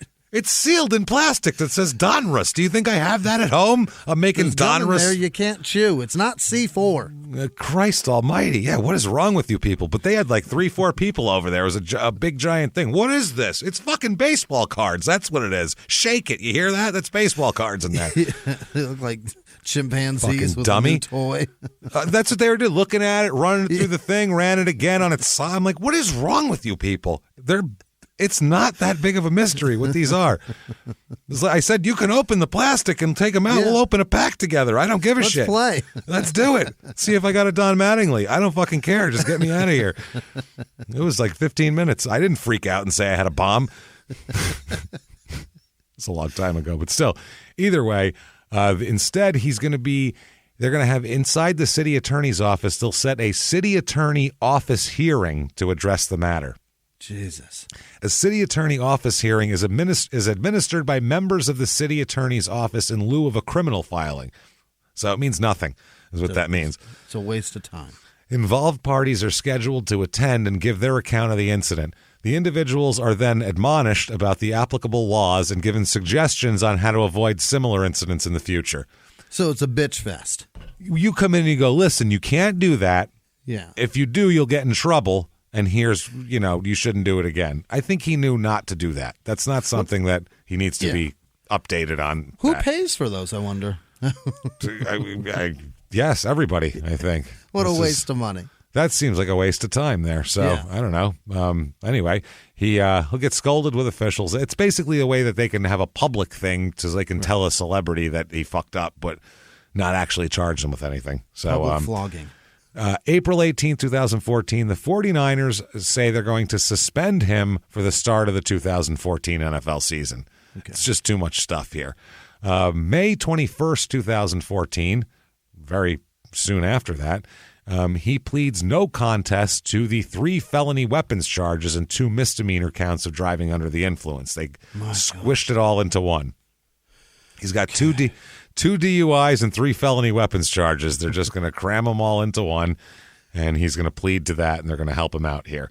Supposed to be sentenced July 25th, but July 18th is when he gets sentenced because it's moved up a week because of a family emergency involving the prosecutor. Oh. How do you know your family emergency is going to be next week? I got a family emergency coming up. Coming up in a week. Can we do this now instead? That doesn't make any sense. I could see it being delayed a week for that, but not a week early. Listen, my wife, she's going to be pretty sick next week. I'm telling you. The fuck is going on? My grandma's going to die next week. We're going to put her down. We're going to put her down next week. That would be the only way down. We're going to have a guy come over and inject her, and she's going to go to sleep forever. If it was for a family death, we need to arrest that man for fucking premeditated murder. I'm not going to be here next week. My wife's dead. No, she's not. I just saw her last night. We went out to dinner, the 4 of us. Well, she will be. And he walks away. That guy needs to be looked at, I think. So he is sentenced to, here we go. Yeah, it's coming strong here. You, it's sir, a lot of heavy charges, may fuck off 12 days in jail for the weapons charges, and you, sir, may fuck off again another 12 days in jail for the DUI charges. They're going to run concurrently now, so don't think it's 24 days. It's 12 days. And he's able to serve them by joining a work crew on Mondays when the team's off. So he doesn't have a day for 12 Mondays. Doesn't have to, have anything, miss any work, anything messy like that. Have Jim Harbaugh yell at him. He's also sentenced to 3 years probation and 235 hours of community service and about a $4,000 fine. That's what he got. How many years of probation? 3.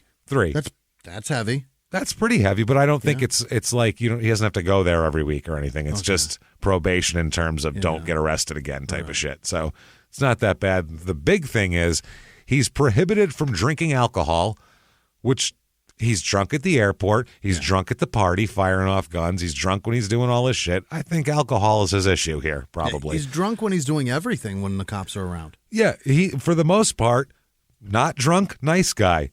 Yeah. Drunk, fucking uncontrollable monster. Can't control him. That's he's armed, too. He comes out. Yeah, it's like the werewolf comes out of him and shit. Yeah. Like he's insane. And he's giant and out of control. This isn't like Dave Meggett getting shit hammered or something. Right. This is, this isn't a Muggsy Bogues is drunk type of thing. You can hold him down for a while till he goes to sleep with his binky, but you can't do that with this guy. This guy holds you down. Well, you go to sleep with his dick in your mouth probably instead. Here's your binky.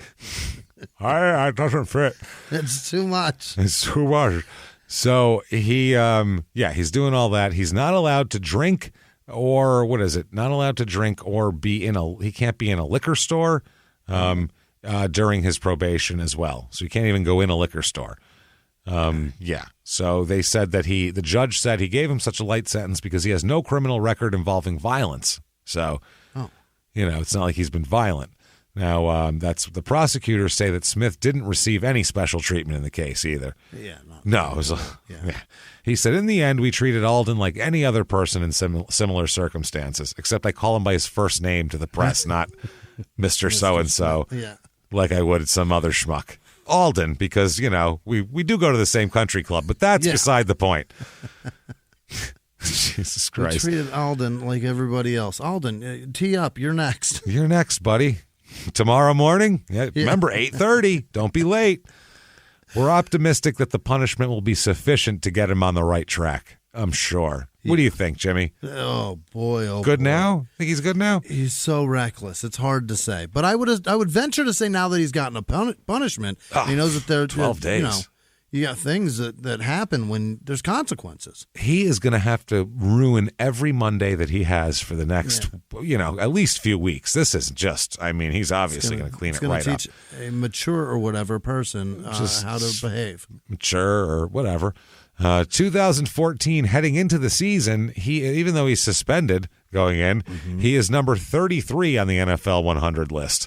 Well, he's dropping. Because he barely didn't play a lot last year. Yeah, that's a good point. Yeah. August 30th, 2014, right before the season starts, the NFL suspends him for 9 games. That's the NFL, not the team. So suspended for the first 9 games of the year. This is why Jim Harbaugh, I think, was so adamant about brushing everything under the rug here, is because the team goes 8-8 that year when he's suspended for the first 9 games. So damn it. That's not good. But on November 10th, 2014, he's reinstated from suspension. Here he is, baby. It's on. Fucking, yeah, baby. He's grooving. Look at him coming out. He's throw a party about it. He's going to throw a party, gunshots firing out off the ceiling. That's what I'm talking about. Reinstated. He says, now he does not need alcohol anymore, he proclaims. Oh. It's broken. He says that... they ask him, do you still struggle and want to drink or all that sort of thing? And he said, quote, well, you know what? We should do it in their own words here, I think, on this. Sure. I think this is his total I'm good now. So let's give him his due.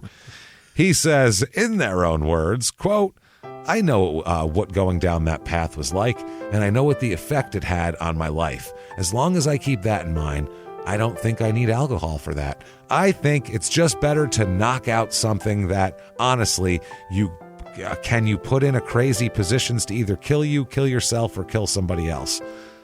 That is a convoluted-ass statement. Yeah. It's better to just knock out something that, honestly, can put you in crazy positions to kill either you, kill yourself, or kill somebody else. So get rid of it, is what he's saying. Okay. Knock it out. Get rid of it. So that's November 10th, 2014. December 23rd, 2014. Okay. So soon. Teammate Ray McDonald is charged with sexual assault. Oh, my.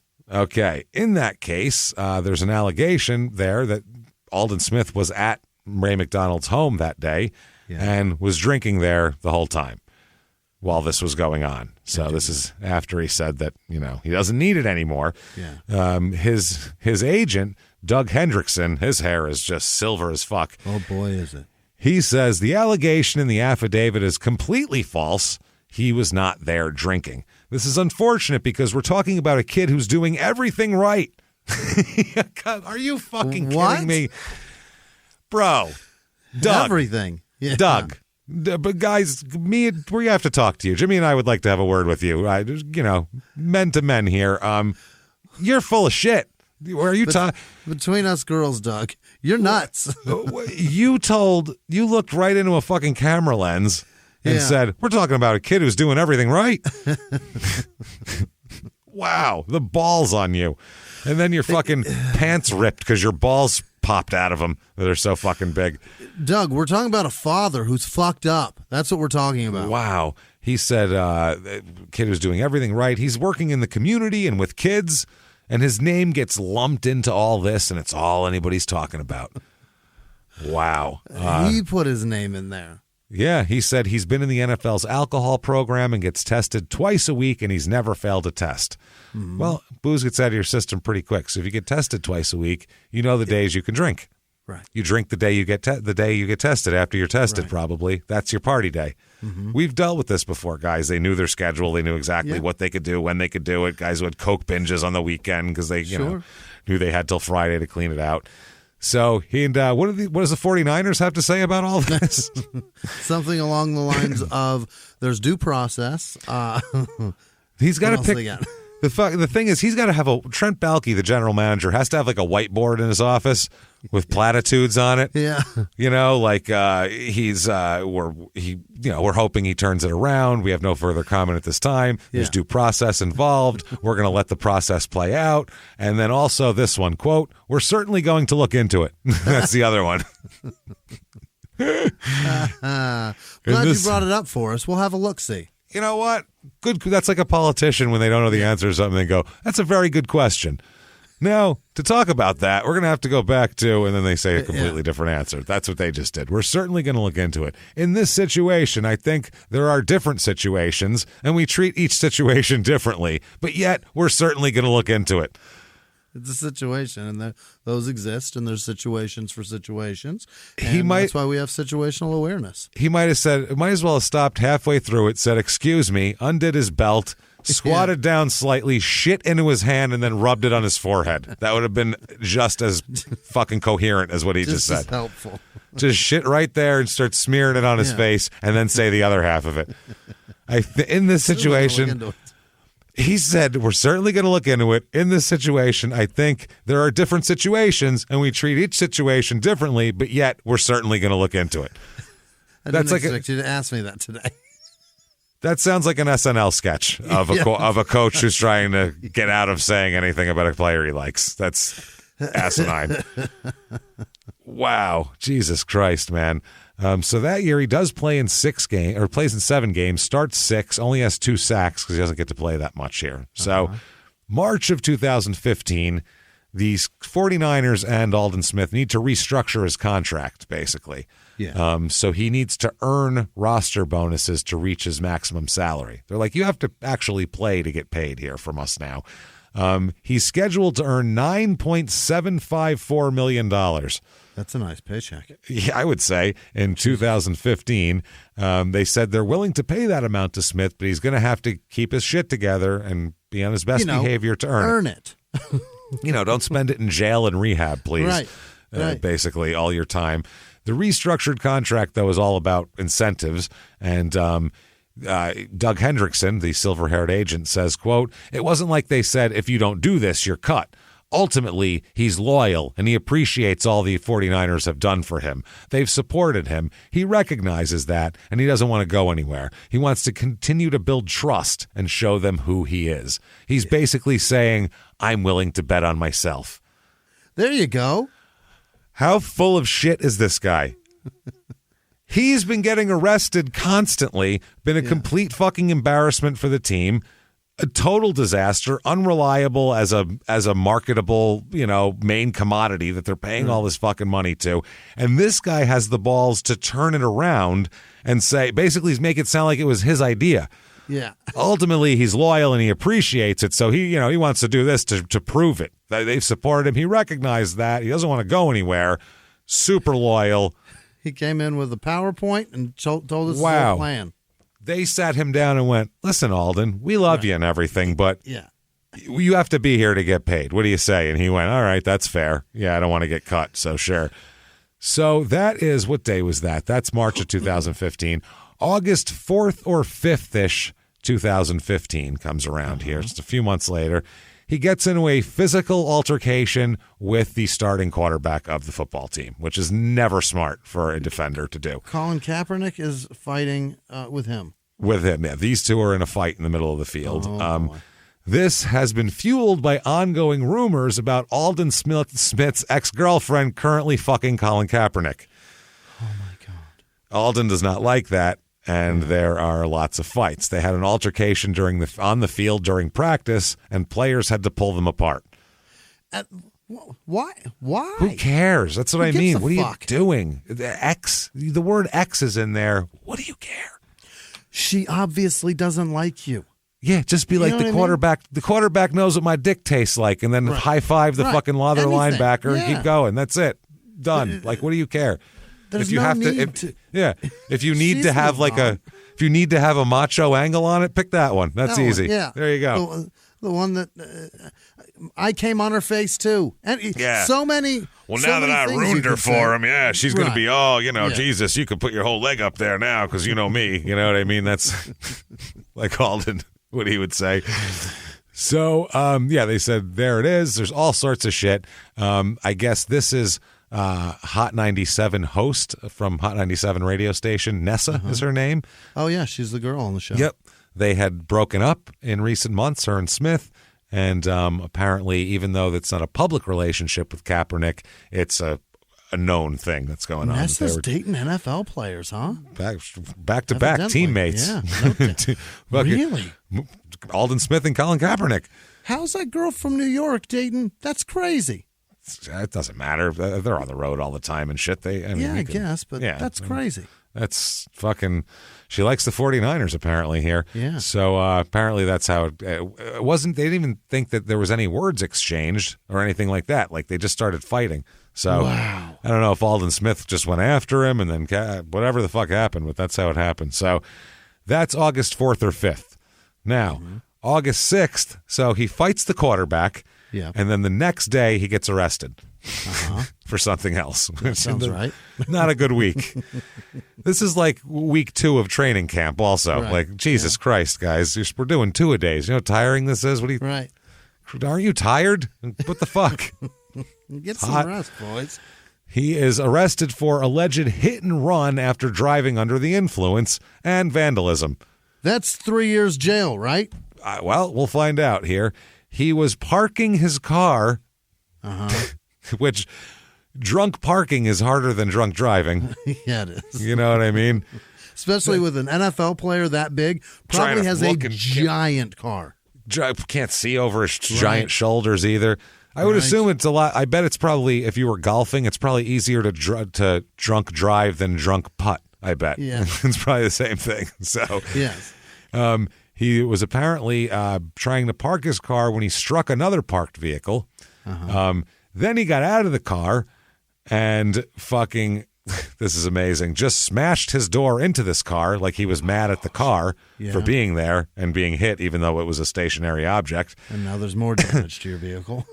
And then he didn't care. And then he fucking didn't report the accident, didn't do anything, didn't write a note, just took off, and then returned to the scene later on. Yeah. When the cops were there. Oh, hey guys, there you are. And acted like nothing happened, but the problem is they have a video of him doing all of this, getting out, stumbling around, like it's terrible. Like looks shit-faced, he's driving shit-faced. They said once he got back, he, quote, displayed objective symptoms of being under the influence of an alcoholic beverage. They administered a sobriety test to him, and he failed it terribly, and he is arrested for driving under the influence, hit and run, and vandalism. Yes. He tells the TV station, KTVU, it wasn't a DUI. The truth will come out. Will it? The truth will come out. Meanwhile, there's a video of him drunkenly bashing into people's parked cars. He also apologized to the fans and said, quote, it will work out how it's supposed to work out. Well, yeah, that's probably true. You in jail, man. Yep, no matter how drunk you are, probably the sun will rise tomorrow, I assume. Yeah. But it's just which side of the bars you'll be on to see it. That's all. So he's arrested. He's erected. Yeah, there he is. He's arrested and booked into the Santa Clara County jail in the whole case here. And, he's pretty fucked now. He's sitting in jail. He gets bonded out, but I mean, this guy, I had no idea he was this much of a menace. It's all booze. Like, at what point do you, I don't even know what it is. Like, how do you stop? Obviously, substances are a problem, and alcoholism is a huge problem that a lot of people can't overcome. It just seems like if you're young and you have every motivation on the face of the earth to stop doing it, not only for your employment, which is a, life-changing, lifetime wealth amount of money that you can make, especially if you're a star like him. Also a very rare opportunity that you can't just fucking throw away. Well, these pass rushers get $120 million contracts. Yeah. If you can sack 15 times a year, you will get $100 million. You're going to be rich, in your hand. my friend. Yeah. So not only that, but you would think, for me, just the public fucking embarrassment of it constantly. Yeah. Just the constant, oh my God, this is in the age of social media. This isn't 1975 where you can just, hey, don't turn on the local news, or I don't want to see the newspaper today. It's up your ass. You can't miss it. You're a jerk off in bright lights from everywhere. Fuck my life, man. You'd think you'd just be like, whatever I have to do. If I have to live in rehab, I'll do it. Like, this is crazy. Otherwise, I'm going to kill myself fucking bashing my car into shit. Go out of my way to fix this. I've hit trees. I've hit other fucking cars. I've been stabbed. Yeah. I've been sued because there's a shooting at my house. What if that guy died? That would, what I mean? Like, you want people getting murdered at your house with your own guns? Right. Willis? Yeah. That's what happens. He wasn't even at his house. But if it's at your house, it's 10 times worse. Oh, it's so much worse. Yeah. Yeah. I mean, but this was like a very similar situation. Imagine if that was at Ray Lewis's house. Oh, how much different it would have been. Yeah. So it's fucking crazy. He doesn't know what to do with himself anymore. No one knows what to do with him anymore. He's sitting around. What do you do with him? He's sitting around one day, and one day he says, you know what? I just need to get back to, I need to, hear the birds chirp, and I need to smell the grass. You know what I mean? He just goes to a park, and he sits on a bench by himself. He's just sitting there, taking it all in, the glory and the splendor of nature. Watching the squirrels fuck. Just watching the squirrels fuck, and out of nowhere, here comes the clouds. Thunder begins. Then the clouds open, and God is before him. And he says,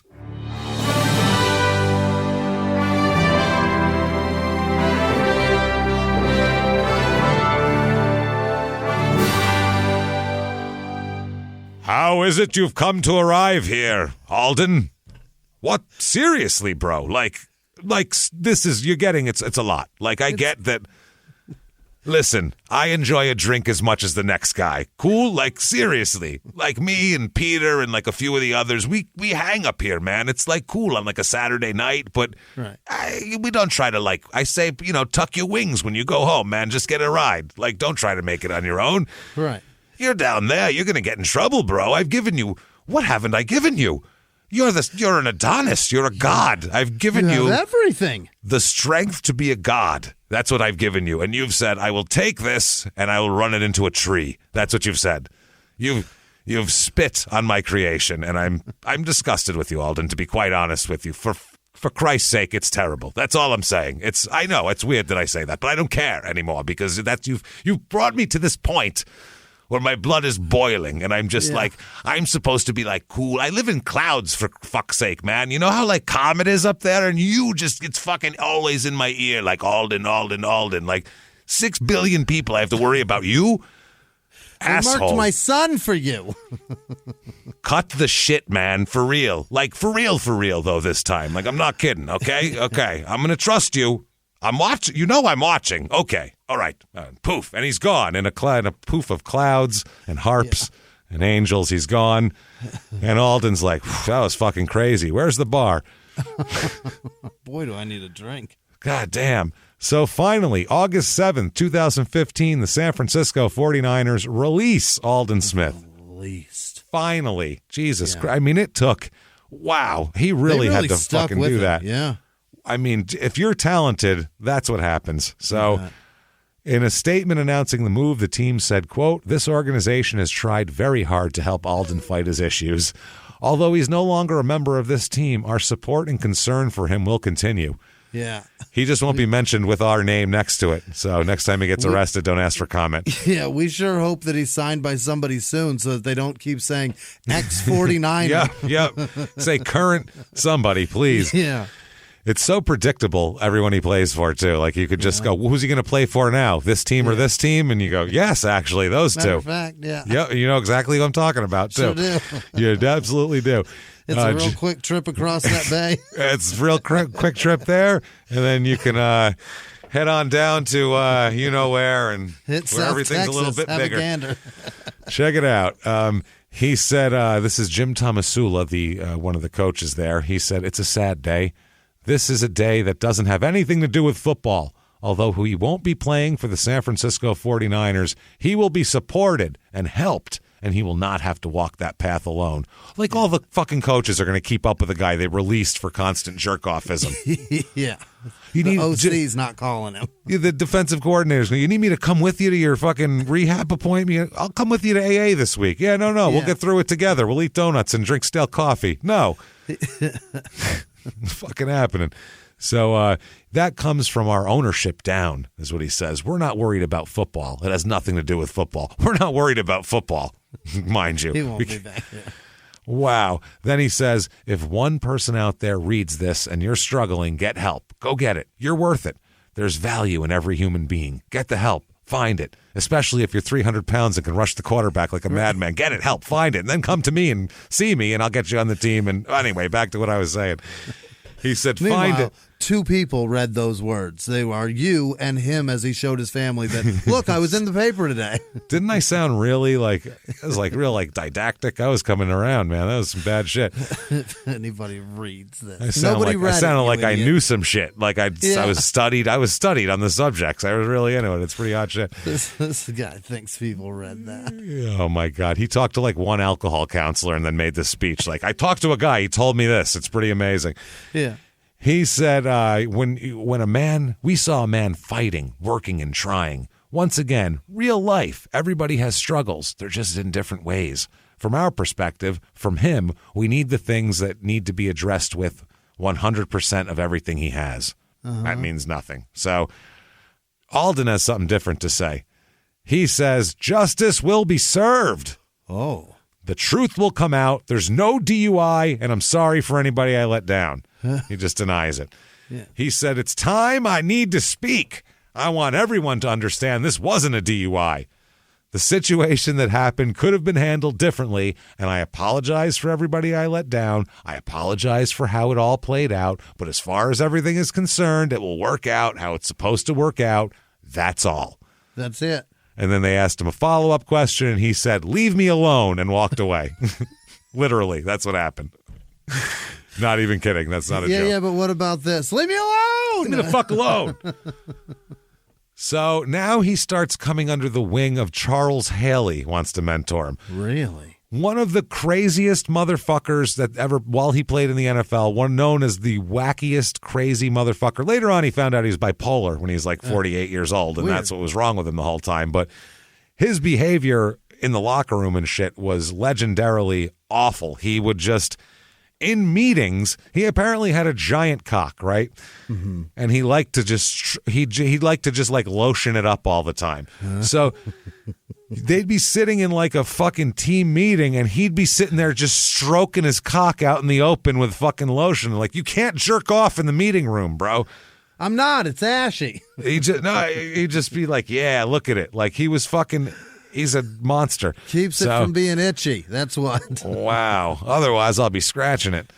So Charles Haley said he needs help, and I'm not going to give up on him. I don't know how it affects his career, but it's more important. It's more important about the man. He called me Thursday night, but he didn't tell me anything. All I know is the kid has a great big heart. He's got some things to work through, and I'm just mad I couldn't help him get through it.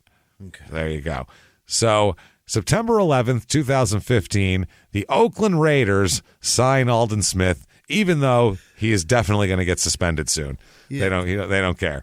Mere hours after the signing, 3 hours later, after he signs with them, the Santa Clara County District Attorney files 3 misdemeanor charges: DUI, hit and run with property damage, and vandalism against him for the last accident. DUI.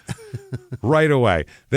You could have waited till after it happened to sign him. That way you wouldn't have to make a statement about it, because it's like, well, that happened before we signed him. I don't know. Now we're looking toward the future. They signed him, and then this happened, and then they had to make a statement like later that day about it. We just got him. You already have to do it. That's when he was a 49er. Those guys do that stuff. I mean, you know how that is. Ray McDonald, Jesus, you heard about him. He said, Aldon Smith of the Oakland Raiders has been notified that he's now suspended without pay for a minimum of 1 year. He's suspended for 1 year for violating the NFL policy and program for substances of abuse. Under the terms of the policy, Smith will be eligible to reapply for reinstatement no sooner than 60 days before the 1 year anniversary of the suspension. Mm-hmm. So the Raiders, they also issue a statement in addition to this negative statement saying that Smith is a, quote, positive addition to the team. He's a solid guy. He's not allowed to be on it, but once he would be great if we could get him on there. He's like a fantasy player now. Yeah. If we just wrote in 15 sacks for him, we'd probably win our division. That's what we're saying. He said he remains prominently in our long-term plans, and we will continue to support this member of our family as he gets the help he needs. He's been on the team for 15 minutes. Yeah. He's never played it down for this team. 2015 for the Raiders, he does get back early because he's suspended, but he gets back reinstated apparently because, or was that? Yes, 2015. He ends up playing in 2015. Huh. He plays, because they suspended him through the 11th. Okay, well, that makes sense. No, because he came on. He must have played later. Was it a Either calendar? way? Uh-huh. Yeah, I don't know. Either way, he is 2015. The Raiders go 7-9 under Jack Del Rio. Yep. He plays in 9 games and starts 7 of them that year. Huh. Has 3.5 sacks. So I don't know. Whatever happened there.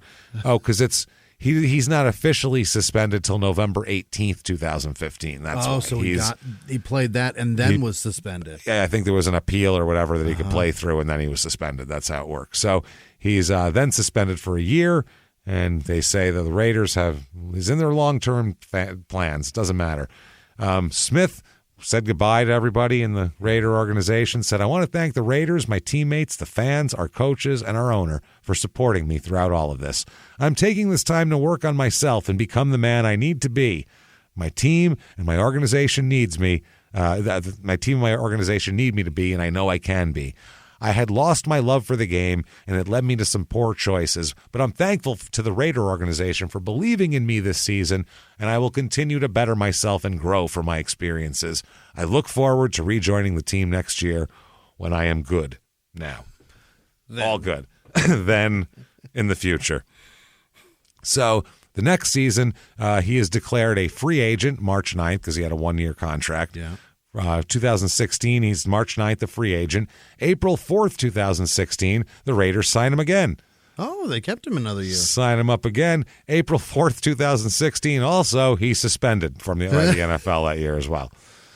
So that's a problem. Yeah. What the fuck for this time? We'll find out. July 24th, 2016, okay? Over the summer here, before the season even has a chance to start. There's a video on Periscope. Remember Periscope? I do. That was popular for 4 seconds. Mm-hmm. You were really trying that for a while too. Jimmy will try any fad that comes out when it comes to that shit. I thought it was going to be fascinating. It turns out it's dumb. Yeah, you were done with that in about a week, I think. Yeah. You were like 1 week, and then like a week later, you're like, fucking Periscope sucks. I deleted that shit already. I hate that shit. So there was a video that shows a man and a woman smoking weed during what they're calling a fire-up session, and evidence suggests the man in the video might be Aldon Smith. It emerged, it said it was a man and a woman smoking, and the evidence is basically they never show his face. The account is listed under the name Ricky and features several videos clearly showing Aldon Smith speaking on camera. Yeah. Like he's on him all the time. During the fire-up session, the woman says, you shouldn't even be posting this. And he says, no one's going to know it's me. It's not like I put Aldon Smith on there. And they cut it. What's the evidence, James? It's not like I put Aldon Smith on there. That would be like me. getting a murderer on tape going, it's not like they're going to know I killed him. I didn't jizz on his face or anything. It's fine. Like, they're never going to get DNA. I mean, I don't care about weed, but you're on a substance thing and you want to play in the NFL and you can't do anything like this. So he can't even drink alcohol. Nothing. They won't know I killed all those boys. I didn't write Jeffrey Dahmer on them. Yeah, it's not like I did that. Christ. So also his voice from other posts sound exactly the same as this guy. So it's him, basically, is what they think, allegedly.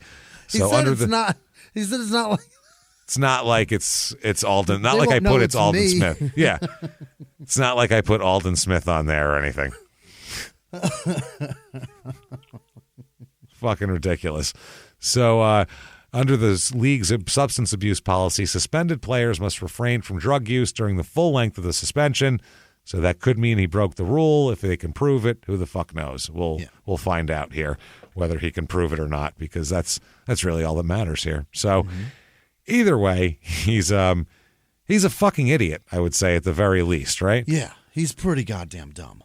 Like, what are you doing? It's not like I said it's Aldon Smith standing there. Like, what? He makes really dumb mistakes.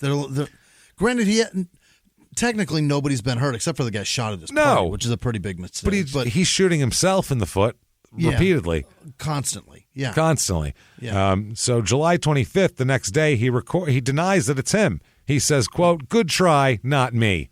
Well, then, case closed. 3 days later, he checks into rehab. So, yeah. I think it was you, Chief. Just going to say that. Why the fuck else? Hey, it wasn't me. I'm fine. I'm not doing anything. I'm just going to go to rehab for fun. I like it there. It's nice and comfy. So October 27th, 2016, he's out of rehab and he requests to be reinstated to the NFL because it's been 10 months now, so he can do that. Oakland general manager Reggie McKenzie said Aldon is doing very well. The situation is going to be totally up to the league because he's been in the program and they've monitored him. It's up to Commissioner Roger Goodell to say yay or nay or when. And he could say no to everything. That is part of our that part is out of our hands. The league will take everything into consideration and Aldon will have to meet with Goodell at some point. In the 1980s, a rosé swept the country. Hey, Mike, I really like this white Zinfandel. Well, good. Now put it down. I'm going to try another one. White Zin became America's top-selling wine. But most don't know that this sweet drink has a sour history. What began in 1986 with counterfeit bottles. A big fraud, a multi-million-dollar fraud. Sent investigators chasing one of the most powerful families in the business, the Licciardis. But the closer the feds got to them, the more dangerous things became. It's a story of deceit. At the time, I was paranoid. Threats. You touch my kids, I will kill you. And murder. With a .22 caliber bullet to the head. What started with a scheme to mislabel wine spilled into a blood-soaked battle for succession. Welcome to Bloodvines. You can binge listen to Bloodvines exclusively and ad-free on Wondery Plus. Join Wondery Plus in the Wondery app, Apple Podcasts, or Spotify. Have you ever gotten a message out of the blue? Maybe you ignore them. Or maybe you end up in conversation. Maybe they tell you about an amazing offer. I can really show you how to make some money. And maybe that gets you into a lot of trouble. But this isn't a story about people like you, the people receiving these messages. This is a story about the people behind the messages, on the other end of the line. Thousands of them, working in a micro-city built for scammers.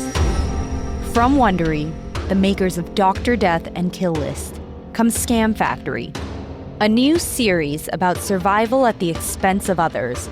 Follow Scam Factory on the Wondery app or wherever you get your podcasts. You can listen to Scam Factory early and ad-free right now by joining Wondery Plus in the Wondery app or on Apple Podcasts. So, 2016 season, December 30th, 2016, right at the end, the NFL denies his request to be reinstated and suspends him for the rest of the 2016 season, says you got to stay out. Yeah. So that's nice. January 31st, 2017, the 49ers sue Aldon Smith. He's not going to make that journey alone. He's going to make it with our lawyers and some litigators, and we'll be on that path with him, is what they said. In an effort to recover more than $300,000 the linebacker owes the team. Under the terms of the NFL's collective bargaining agreement, Smith was ordered to repay $1,186,027 of his original $8.9 million signing bonus after he was suspended for the first 9 games of the 2014 season. According to the documents, he repaid the team $844,396.82 between August 2014 and March 2016. But the team still hasn't seen the remaining $341,630.18. Mm-hmm. They want that 18 cents. Every bit of it. We want every fucking penny. Yeah.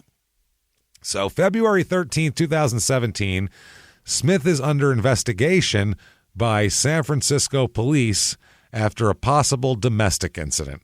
Uh-oh is right. The police spokesperson here says that tells the San Francisco Chronicle that Smith has not been arrested and that he and his accuser are cooperating with investigators. Now, one of the Davises here from the Raiders said, it's something that we can't tolerate. It's just something we can't tolerate. I don't know how to fix it in society, but I know we can't have it on our team. Mm-hmm. So he is. They suspend him again for another season now because he's already kind of suspended, and they're like, well, we're just going to keep you suspended, okay? How has he been suspended for more seasons than he's played? He has at this point. So March 9th, 2017, he is a passenger with a friend here. He's not the one driving. They're going to Smith's house at about midnight when San Francisco Police Department found out both Smith, basically him and his friend are real fucked up. The driver and him are real fucked up, and they hit a police car and drive off. Whoa. You can't, Jesus Christ. Whoa. You can't do that. That's like the car. How do you that's the car notice. You're looking out for. Yeah. Oh, gee, that's what I mean. If you're drunk driving, your cop radar is 6 blocks. Oh, how do you run into that one? Hit one. It was a parked cop car they hit. If you saw a parked cop car, you would turn off of that street. You wouldn't even fucking pass it if you were drunk. What are you doing? That is ballsy. That's the one. It's the only one you don't want to be near. It wasn't even unoccupied. It had 2 fucking cops in it who were then injured. They injured 2 cops sitting in a parked car while they were blasted into. Smith's girlfriend was the driver. She's arrested on suspicion of DUI, and he's detained for public intoxication, and they're going to release him when he sobers up. Not on any bail, but he was acting a fool in the streets when this was going down, so they were like, we're going to hold on to you for a while. Yeah, let's do that. That is fucking crazy. He's not the driver, though, allegedly here. They were, like we said, detained. He left the San Francisco jail after that, saying that nothing happened. He left. He said, nothing happened. He wasn't held against his will. He said, I had to go handle something and talk to somebody. Yeah, you had to handle sobering up. Right. So they didn't charge you with public intoxication. That's what you had to handle. I hope the person you talked to was Jesus. Jesus fucking Christ. I was talking to a friend who's locked up in there. That's what I went to do. He's acting like they didn't even take him here. He just happened to come to the police station at 7 a.m. to visit his friend. That's what he's acting like. I don't even know what you're talking about. You guys going to arrest my girl? Can I go too? I got a friend there. Wow. I need a ride now since we hit this car and my shit's all fucked up. That's what I went there to do. If I did something, I'd be in jail right now. Like, I didn't do anything. That's what he said. Like, I didn't do anything. There has got to be an insane fight in that vehicle, right? So either that or they're just drunk, but there might have been a huge fight. Yeah, that's possible. There had to have been, and that's why she hit the cops? I mean, he hit a fucking tree, so, yeah. I mean, you're looking out for those, too. So, He also said, so we need to, if you guys want to talk about me, let's make these stories a little bit better. Let's put me in a better spotlight and stop making me seem like some badass criminal. Well, drunkenly stumbling around after your girlfriend hit a parked police car isn't a badass criminal. That's a dumb shit. What was the conversation before they left? Who's drunker? Was that the thing? Oh, wait, I have 7 DUIs. You only have 3. Why don't you take the wheel? Why don't you guys write stories about me being Batman? When you start being Batman, we'll talk about it. That is fucking wild, man. Until Batman needs to stop you, we're going to keep talking about this. So stop making me seem like I'm some badass criminal, because that's not who I am. I'm a good person. I've never done anything. I've never done anything is the word out of his mouth. Right. Wow. I've never done anything. I've never finished a football season. You could put that in there. You say that. I've never done anything. I've never hurt anybody. I'm not that type of person. Someone was shot with your gun at your house after you charged them money to get in. You're something. Yeah. Let's start replacing these stories. That's your story, all right? Now get out of my face, please. That's what he said. That attitude is why he's going to keep getting arrested. Oh, my God. So September 23rd, 2000, Smith agrees to plead no contest to hit and run from the 2015 incident of backing his car, trying to park his car, in exchange for the DUI charges to be dropped. He was sentenced to 20 days in jail. That's it. Did. So you, sir, may fuck off 20 days. That's the most time he's got so far. Yeah. So during his sentence, he's ordered to attend a treatment facility and undergo anger management classes. That's where he serves his sentence, in a treatment facility. After his release, he's not only prohibited from drinking or going to liquor stores, now he can't go into any bars or any other establishments where alcohol is the primary commodity being sold. You're allowed to go to a restaurant, but you can't go to a nightclub, basically, is what it is. You can go out to eat, but you can't, whatever. So that's wild. During the case, the judge also found that he violated probation from another case and was sentenced, you, sir, may fuck off, 90 days in jail. But that also was put into the residential treatment thing. So just go to rehab and we'll wash it all, is what the judge says. Is that right? It's fucking crazy. This guy, wow. So 2018, February 21st, 2018, Aldon asks for a reduction in his child support payments. Yeah, he's not making money now. Yeah, right. No, he's fallen behind almost $79,000 in payments. Oh, God damn it, yeah. And he's concerned it's only going to get worse unless he can get it cut down. He says at the time the child support was determined, he was making $3 million a year, so he could easily afford the payments, but things have changed. He said, I've had no income since November of 2015. I've done my best to stay current, but without an income, I've fallen behind. Yeah, it's been like a year and a half since he's had any money coming in. Or it's been many years. What do you say, 2015? Yeah, it's been 3 years since he's had any money coming in, 2.5 years. He says, I've done my best to stay current. He also, one source connected to the case told the press that, quote, Smith is full of crap and continues to live a lavish lifestyle while blowing off child support. Now he's trying to be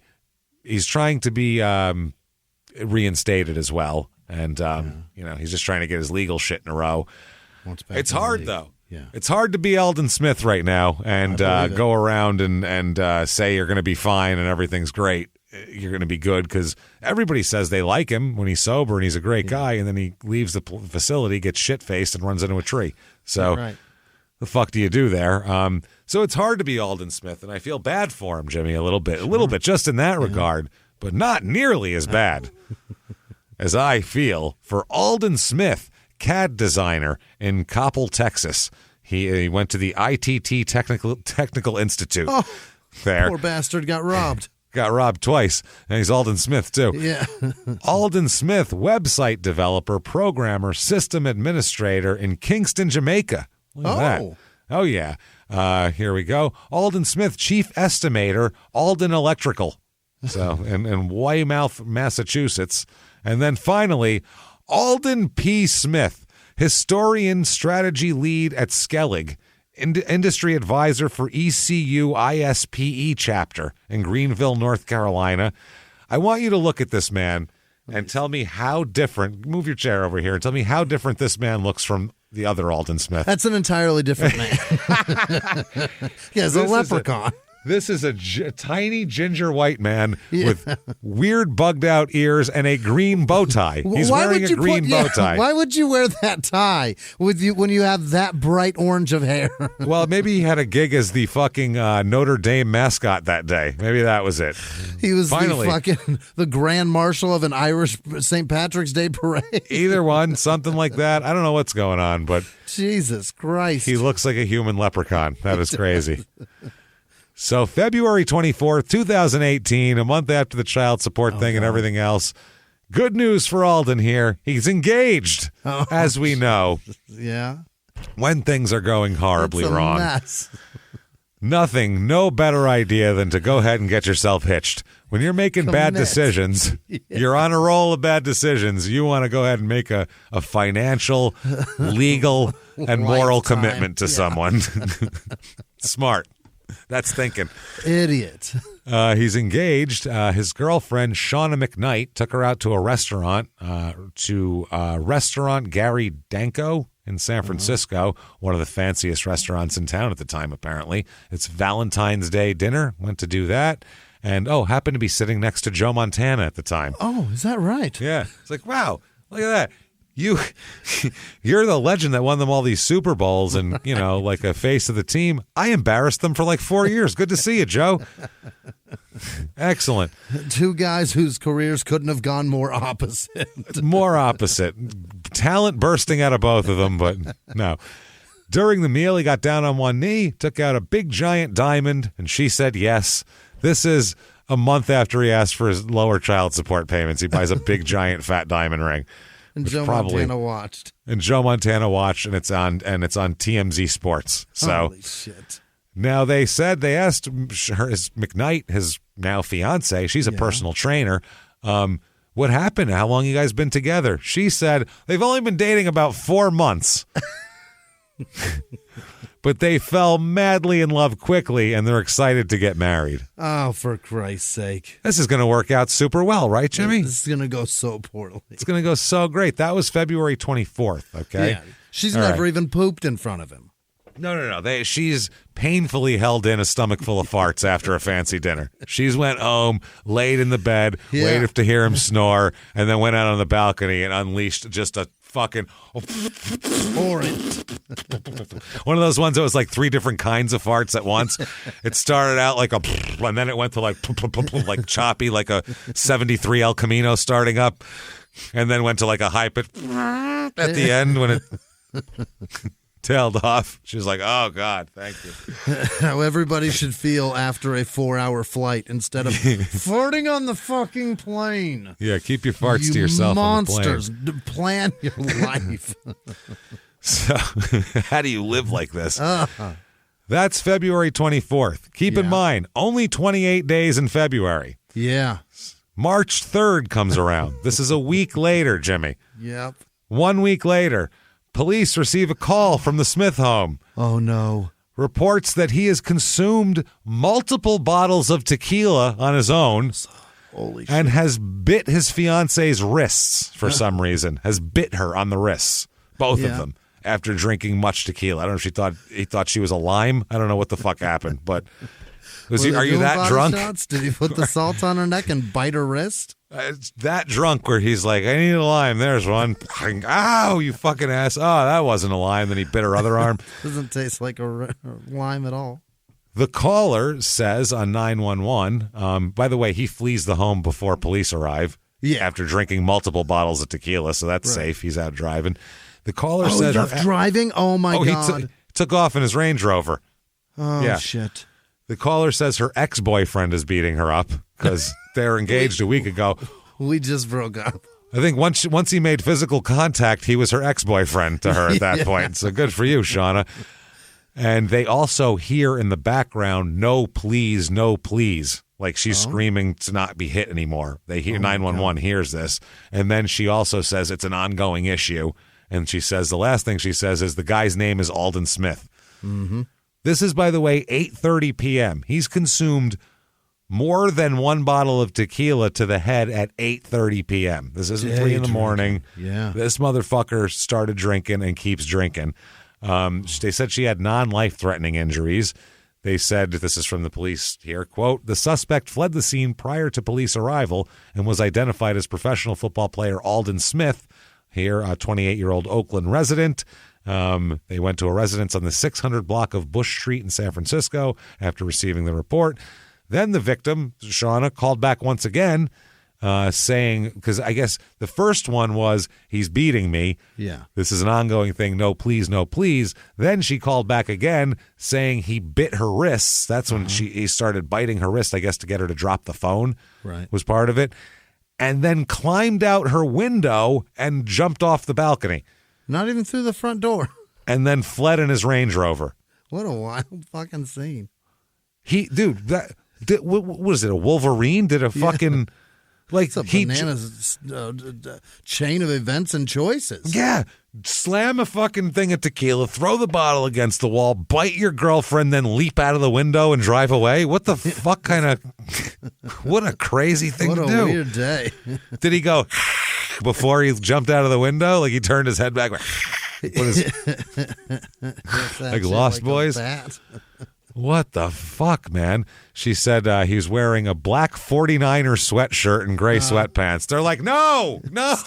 Stop doing this. Haven't the Raiders given you anything to wear? Show who you play for. Because he's going to get arrested and they're going to show him being walked in a fucking 49er shirt. And they're going to go, no, we got rid of this problem.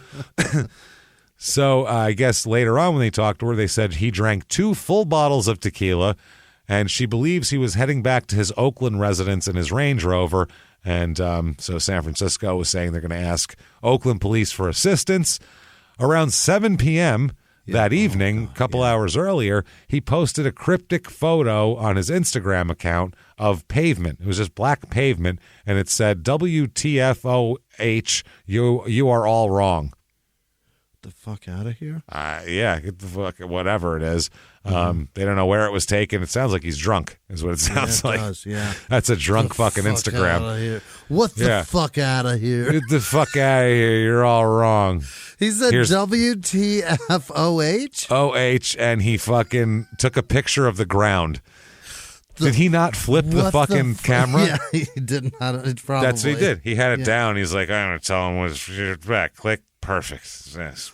Excellent. What the fuck out of here? So many likes. It's going to be the best. What the fuck out of here? What the fuck out of here? Guys, you're all wrong. The fuck are you talking about? It's downhill, man. Oh, God. Police say that they are seeking him after he fled the scene, after they responded to, obviously, a domestic violence report. Jesus Christ. After that, the crazy thing is his fiance, the victim, then persuades him. She gets a hold of him, has him talk to her father, who's a doctor, who Aldon respects for some reason. I guess I don't know what it is. So he basically, this guy, the doctor, convinces him to enter rehab, and he goes into rehab. So she says, you need to talk to my dad. Dad says, look, medically, you need to go into rehab. You're going to kill yourself, blah, blah, blah. So he goes into rehab. She would later on, the fiance would confirm that she was the victim. She said that Aldon is in rehab now after he called her parents and they asked that he check in. She said, quote, I'm scared for his life with his addiction. I cannot comment on the altercation, but I can tell you I love him and so happy he turned to my family, who considers him family, and hopefully he gets the help he truly needs. And I can tell you this. Aldon called my parents and asked them to take him to rehab. He complied. They went and got him. I was not there. My family took him and had him checked in. I wish the best for Aldon, and I'm scared for his life. So there you go. Yeah. Loves him. March 5th, the next day, the Raiders don't love him quite as much. They release him. We hope he gets help from her family, too. Even for us, this is a bit much. Yeah. They're like, this is a lot. He's played 8 games here, and he's had more arrests than games played here. True. I can't deal with this shit. So, Jack Del Rio, the coach, said that he believed that his suspension stemming from the DUI didn't help, and isolation from his team only probably made his situation worse. Yeah, and being on TMZ more times than CBS football, that's a problem. More times than Fox, that's a problem. Yeah. He said that Jack Del Rio said he's never liked, meaning Jack Del Rio's never liked, he's never liked league rules that eliminate the ability of teams to offer Aldon and others in his situation the structure they so desperately need. Well, you do have that option. If he doesn't, if before he fucking beats his girlfriend up, then leaps out a window, right. If he went to the team and said, I have a problem, I need help, they would have put his ass in fucking rehab, paid for it all, not suspended him, and probably paid his fucking salary the whole time. Yeah. But when you say I'm fine, then drink 2 bottles of tequila and beat your girlfriend up and jump out the fucking window, then they don't want to help, then it's beyond help. Then it's you help you. I can't help you anymore. But you've got enough money and the current occupation to be able to structure your life correctly. Yeah. The problem is every time he's not on the football field, it's time to drink and party and enjoy the money. That's not how it works, man. Plus, you think he would have some coping skills after being in rehab fucking 8 times. You think he would have something to recall and go, oh, yeah, they told me that once. I should try that next or something. I don't know. Like I said, I get that it's like an addiction thing, but this is fucking ridiculous. He's not going home sitting in the corner and drinking and being sad. He's causing ruckus. This is crazy. He's going out and driving while doing it. You've got enough money to hire a fucking driver. Yeah. The NFL will fucking provide you one for free. They don't even, you just call a number and some guy will come pick you up and take you wherever you want to go in a town car. What the fuck? But if you want to impress people with your fucking Range Rover, it's much more impressive to me that somebody shows up in a fucking black Escalade and gets out of the back of it. That's fucking impressive. Yeah, well, if I want to go out to dinner and have a fucking bottle of wine, I fucking get somebody to drive me. And I'm not making $9 million fucking dollars a year. And I do that just for, hey, this is smarter. For safety. We're going to drink 2 bottles of wine tonight and I'm going to get home safe. That's all. Somebody else is operating the blinkers. And not in jail. Right. So, so he's a fucking mess, basically. They release him. Yeah, it's bad. So March 6, 2018 is when he finally turns himself in. Oh, 2 days later after he gets released and is booked on domestic violence-related charges, held on $30,000 bond on misdemeanor charges of willful infliction of corporal injury, assault with force likely to produce injury, false imprisonment, and vandalism. Wow. So, a source close to him said, I'm worried for him. I'm worried for his safety. He's an alcoholic. It's not about football anymore. We're hoping this is rock bottom for him. Fingers crossed, because this is bad. As you leap from your girlfriend's window with a tequila bottle in your hand, that should be the moment your feet hit the ground, that should be rock bottom, right? You've jumped to it. Yeah. You've hit, while she's up in the window on the phone with the cops. Right. Holding the place you bit her at. That has to be fucking rock bottom if you're a half decent person. If it's not, you're in a lot of trouble. Yeah, what is your rock bottom then? Where are you willing to go to get to rock? For me, I'd be like, wow, this is terrible. I've really fucked up. Does bloodshed have to occur? Apparently, he's already been stabbed and he's bit people, so it seems like it has occurred. People have been shot in his house. So the charges, he's going to plead not guilty to assault charges from here. He's hit with the 4 misdemeanors, like we told you. Now, he checked himself into rehab the next day, so they're trying to make that kind of a mitigator in court. March 23rd, 2018, he is arrested again. Yeah. A couple weeks later for violation of the court order, where he was ordered to stay away from his fiancee, Shauna McKnight, that he already assaulted. She was, he came over, started arguing with her again, and he's back in jail again. Then March 29th, 2018, he misses court. Oh, Jesus. Doesn't fucking show up in court. So now he's an absconder. You can't do that. That's one of those things. How many times has he been arrested? Always gets a bail and always a decently low bail because he always shows up. So, bail is meant to make you show up. It's not a punishment, and he shows up. So this time, it was court for violating a protective order. So you got to show up for that shit. And they immediately put a bench warrant out for his arrest. Got to do that. Finally, 10 days later, April 9th, 2018, he's back he's in custody. What do you think he was doing for that 10 days? That's a bender looking for her. Wow, that's like a Barrett Robbins Mexico level bender is what he went on. This is like, holy shit. So, he's 28 at this point, by the way. He's so young. He's so prime of his life and career. Being held on a $500,000 bond now because he ran away for 10 days. Right. And he's got lots of resources. So now they're like, okay, it's going to hurt you if you fucking actually flee here. We don't trust you. So anyway, his blood alcohol level when he turned himself in. Oh, my God. I'll give you a fucking guess. 0.22. Blood alcohol trivia. 0.22, that's for pussies. Oh, my God, he got that pussies. Drunk.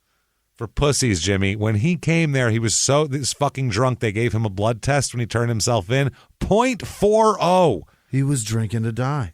That will kill most people. Absolutely. Most people won't live to 0.40. That's how much of an alcoholic he is that he can hold 0.40 and not die. He can still walk and say, I'm Aldon Smith. Yeah, he turned himself into police with that level of alcohol in him. Oh, my. Think about that, man. That's the kind of bender he was on. That's water for blood at that point, right? It thins him so bad. If he was horrible. It would just It would just spray. He'd like fucking, it's like a gusher, a geyser. Jesus. Be Yellowstone. Old Faithful he'd turn into. Like that king that had a son that was a bleeder. You just have a rubber room so that he doesn't hurt himself. This is 0.40. How much booze is that? God. I can't imagine. Especially for a guy that weighs 300 pounds. Right. How the fuck do you get to 0.40? You'd have to drink bottles. You'd be so full from the booze. When you'd move, it would do that. When you can hear water moving, it's just that's what it would feel like. It's the only way. Yeah. How could you get there? Holy shit. So that's wild. From 0.40, that's 5 times the legal limit, and a little over, twice as much as you need to die usually. So yeah. Not bad.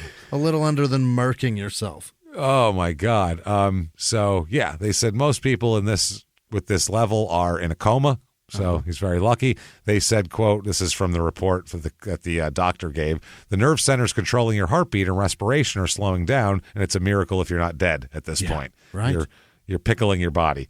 So instead, he's taken to an inpatient substance abuse facility and then taken to jail once he dried out, which probably took him a couple days to get that out of his system. Holy shit. He's going to be hungover, right? You've got you don't come out of that and then just be like, all right, eggs and bacon? Let's do it. So April 18th, 2018, the judge orders him he bonds out, but he's ordered to wear a GPS device and a scram device, which is the thing that measures alcohol in your sweat. Oh, shit. So it's on your leg, and any alcohol you have, it'll monitor, it'll tee off to the system. So he can't drink at all. He allegedly violated a condition of his electronic monitoring. That's why he was arrested to begin with. Then they put the scram thing on him because they let him out. He got arrested again after the 0.40.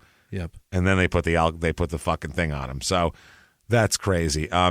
His fiancee, Shauna McKnight, said, quote, unfortunately, through these circumstances, Aldon and I are no longer together. Very unfortunate. Very unfortunate. It's been the craziest 6 months of my life dealing with this fucking man. She said, although it's with a heavy heart, I truly wish him the best and pray he gets the help he needs. I will always have love for him, but at this point, I'm simply the victim in this ongoing case. Yeah. I'm happy she figured that out, probably because she comes from a good family and her father's a doctor and I'm sure her mother's a professional or like a homemaker or something that would like be better for her raising. Whatever the fuck it is, it seems like she's probably okay. Also, it seems like that might be why Nessa chose a vegan like Kaepernick over this monster who hits. Over this psychopath. Yeah, this guy. Maybe you wonder Kaepernick why somebody would get away from hard. him. Or bite or jump out windows or fucking or any of that at all.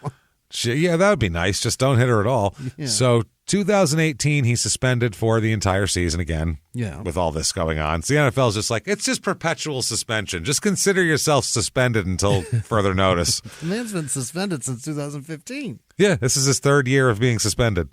Wow. It's impressive. 2018, November of 2018, he goes to court for the domestic charge. He's going to plead no contest to 2 misdemeanors of violating a court order and false imprisonment for this whole deal.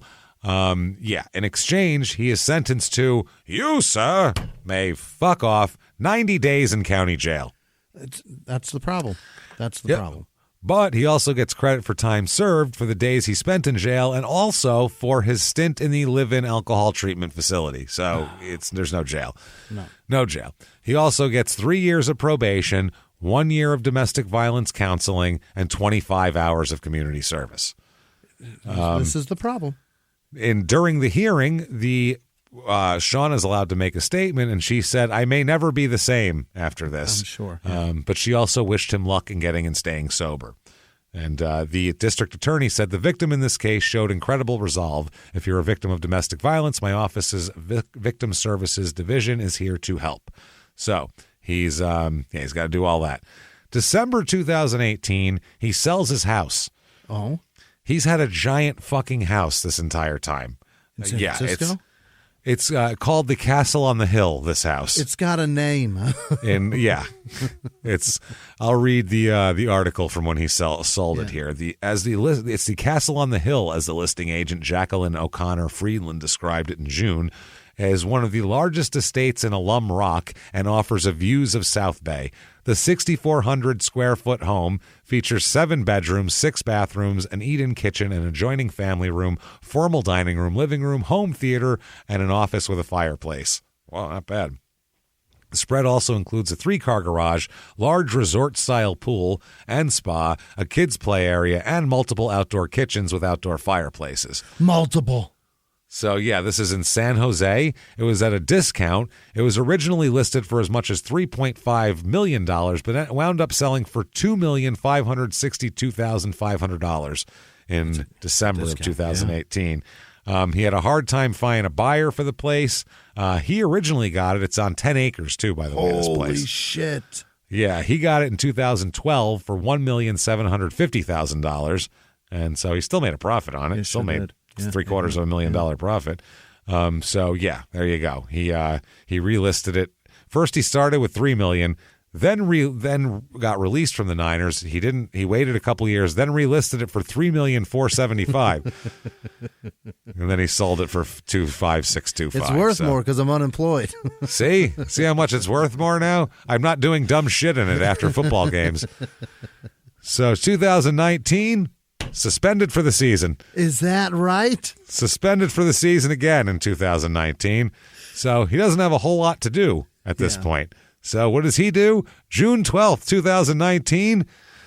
Oh, God. Goes out. He's in the Mission District there in San Fran and goes out and gets himself a DUI again. Jesus Christ. Yep. He had was stopped on a traffic violation. He's arrested around midnight, taken to the police station where he was issued citations and released to a friend. When will he stop drinking? I don't know. They put him through a sobriety test. He fucking was terrible at it. Yeah. They placed him under arrest. They tried to give him a breathalyzer, but he refused the breathalyzer. That's not good.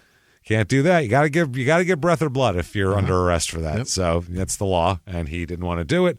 They issued citations to him. He posted bond. He was released. Obviously, it's not his first DUI here. He has been in and out of rehab. So September 25th, 2019, he's good now. Yeah. Comes out and says he's clean, sober, and thankful to have made it to 30 years old, and now he's ready to turn his life around. It's all good. He's fine. Oh, my God. Yep. He said that I'm thankful to have made it another year, grateful to be happy, loved, sober, and supported. # God is good. Oh, Jesus. January 2020, he's getting in shape. He's cleaned himself up. He's laser focused, he says. He's like Jay Glazer told TMZ Sports that he's had an epiphany. Oh, Jay. Aldon's had an epiphany and made a life choice to turn his life around, starting with joining Jay's Unbreakable Gym in West Hollywood. Jay is going to take him under his wing. Yeah, he turned it into a marketing thing. Oh, God. That's pretty gross.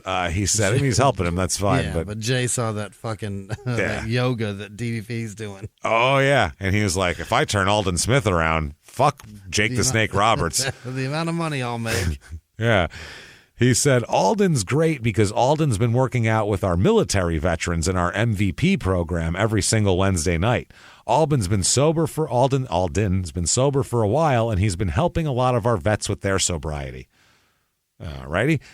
He said, quote, we've given a lot of guys second chances. He deserves it as much as anybody I've ever been around. No, Jay, this will be chance number 84 or some shit like that. No, veterans with substance abuse problems because of like PTSD or other things that they're trying. Yeah, they deserve a lot. This guy's had everything handed to him. Yeah, he's had second chance. People have like hidden his bad shit and given him all he's had everything those guys haven't had. They should no. Their workout should be kicking him in the dick. His second chance was in like 2008. Yeah, he had a lot of second chances at Mizzou probably. So Jay said that currently Aldon is 285 pounds and shredded, called him a freak of nature. Yeah. He also talked about Antonio Brown. He wants to get Antonio Brown in there too. He's trying to be the NFL's DDP. Yeah. And he said that he is cautioned, though, because he said that Brown needs to get himself some professional help before he can deal with getting himself in any kind of shape or worry about football. Antonio Brown's problem is not health. His health is fine. It's clearly between the ears. And Jay, there's I don't health. think you're capable of that. Not the health of his legs or his arms, though. That's the thing. He's not capable of that. Now, why is Aldon turning it all around? Why? To not be broke, to not be a fucking outcast of society, to not get arrested, to not go to prison. No, because when his grandmother was sick with Lou Gehrig's disease, his grandmother had ALS and died a couple years ago, she implored him to change his life. So he's going to change his life. Heard she died the year before, and he said that was the catalyst for him to get his handle on his alcohol issue and work his way into a better shape and earn reinstatement into the NFL. He said, the way I look at where I am now to who I was in the past, I was a young 12-year-old or teenage boy in a man's body. Okay, sure, whatever. That's a very simple way to put it. Yeah. He said, the way I handled those issues, life, that was in an immature manner. Or mature or whatever he should have said, but yeah. With the time I've had to work on myself, it's allowed and given me the chance to grow into the man I am now, as opposed to the guy I was 6 months ago and for the previous 30 years. You were now. You just got one. Another one. I'm good now, though. I know I'm not good then or good. I'm good right now. He said, I've had to work hard on myself, and it's allowed, given me the chance to grow into the man I am now. So the man on the inside fits how the man on the outside looks. So, yeah, he said that his grandmother would always tell him to just do better. And he said, quote, that stuck with me. That, her passing, with me being totally defeated and surrendering to the problem I had with my drinking, I was ready to turn my life around. All right. He's ready. He says he's in the process of applying for reinstatement to the NFL in March of 2020. Hasn't played in 5 years, by the way. Unbelievable. April 2nd, 2020, he is signed by an NFL team. How are the Guess Cowboys? who? Of course, the Dallas Cowboys. Why not? Their helmet doesn't get any more silver than that, Chief. That's the way it works. They love guys with DUIs. Oh, man. How does he say about it? They're like, well, are they taking a chance signing you? And he says, well, not really. No. Why, you ask? Well, quote, if anybody is going to look deep, I never was physical with that woman. And I just want everybody to know that I don't stand for being physical with women. I'd like to make that clear. As far as what I can do, I can just continue to keep being the person who I've become. And that's somebody who I'm proud of, somebody that the Cowboys thought it was good taking a chance on, and somebody that the NFL thought was good taking a chance on. I still feel great. I still feel young. I still move well. Yeah, he's got no mileage on his legs. He hasn't played. He's got the legs of a 23-year-old at this point. You're a barn find right now. Yeah. You're a Corvette that's just been sitting in a barn for 10 years. Just fucking chamois the dust off it, and it's beautiful. It's going to be ready to go. Fire that motherfucker up. Yeah. Change the oil filter and the gas, and let's get going, bitches. So he said, continue to do all of that, blah, blah, blah. I still feel young. I still move well. I still have great knowledge of the game, if not a better knowledge of the game. I know how to be a leader. You have to be on the team to be a leader. Wow. I know how to win, and also just everything. The fuck does that mean? I've gone through things and been through things in life. I feel I can be a source. People can talk to me about whatever they need. Okay. So you can be the chaplain, or are you going to play? Oh my God! Well, let's find out here. Here is Mike McCarthy, who got hired by the Cowboys at that point. Yeah, because Jason Garrett's gone. Yeah, his path to Dallas is special and unique. He said, I obviously have great respect for him and what he's done on the field. And then obviously he had a chance to witness what he's done on the field recently to put himself in this position. Very impressive young man. Okay, take it easy. Wow. April 2nd, 2020, the NFL suspends Aldon Smith again. He reacted to this by saying, I'm thankful, I'm blessed, I'm a Cowboy. You're suspended. Terrific. They gave me a sweatshirt. I'll be wearing it at home. Like next time I get arrested, I'll wear that instead. What did he do this time? Nothing. They just suspended him for the last thing. He still is on the consequence line. He was suspended getting arrested while he was suspended. That's another suspension now. So his contract can be worth up to $4 million, by the way, for 1 year. It includes no guaranteed money, but does have $440,000 in bonus money. So that's sort of guaranteed. He'll receive $90,000 once he's reinstated. 30 days after reinstatement, he'll get another $50,000. He'll receive $100,000 when he shows up to training camp, another $100,000 after 2 preseason games, and $100,000 at the end of preseason. His base salary will be $910,000, and he will get $40,625 every time he's active on the game roster, totaling $650,000. Then the incentives include $500,000 for 8 sacks, $1 million for 10 sacks, $1.5 million for 12 sacks, and $2 million for 14 sacks. Whoa. Yeah. So they said they met. Where did Mike McCarthy come to meet with him? A TGI Fridays? Jay Glazer's Unbreakable Performance Gym.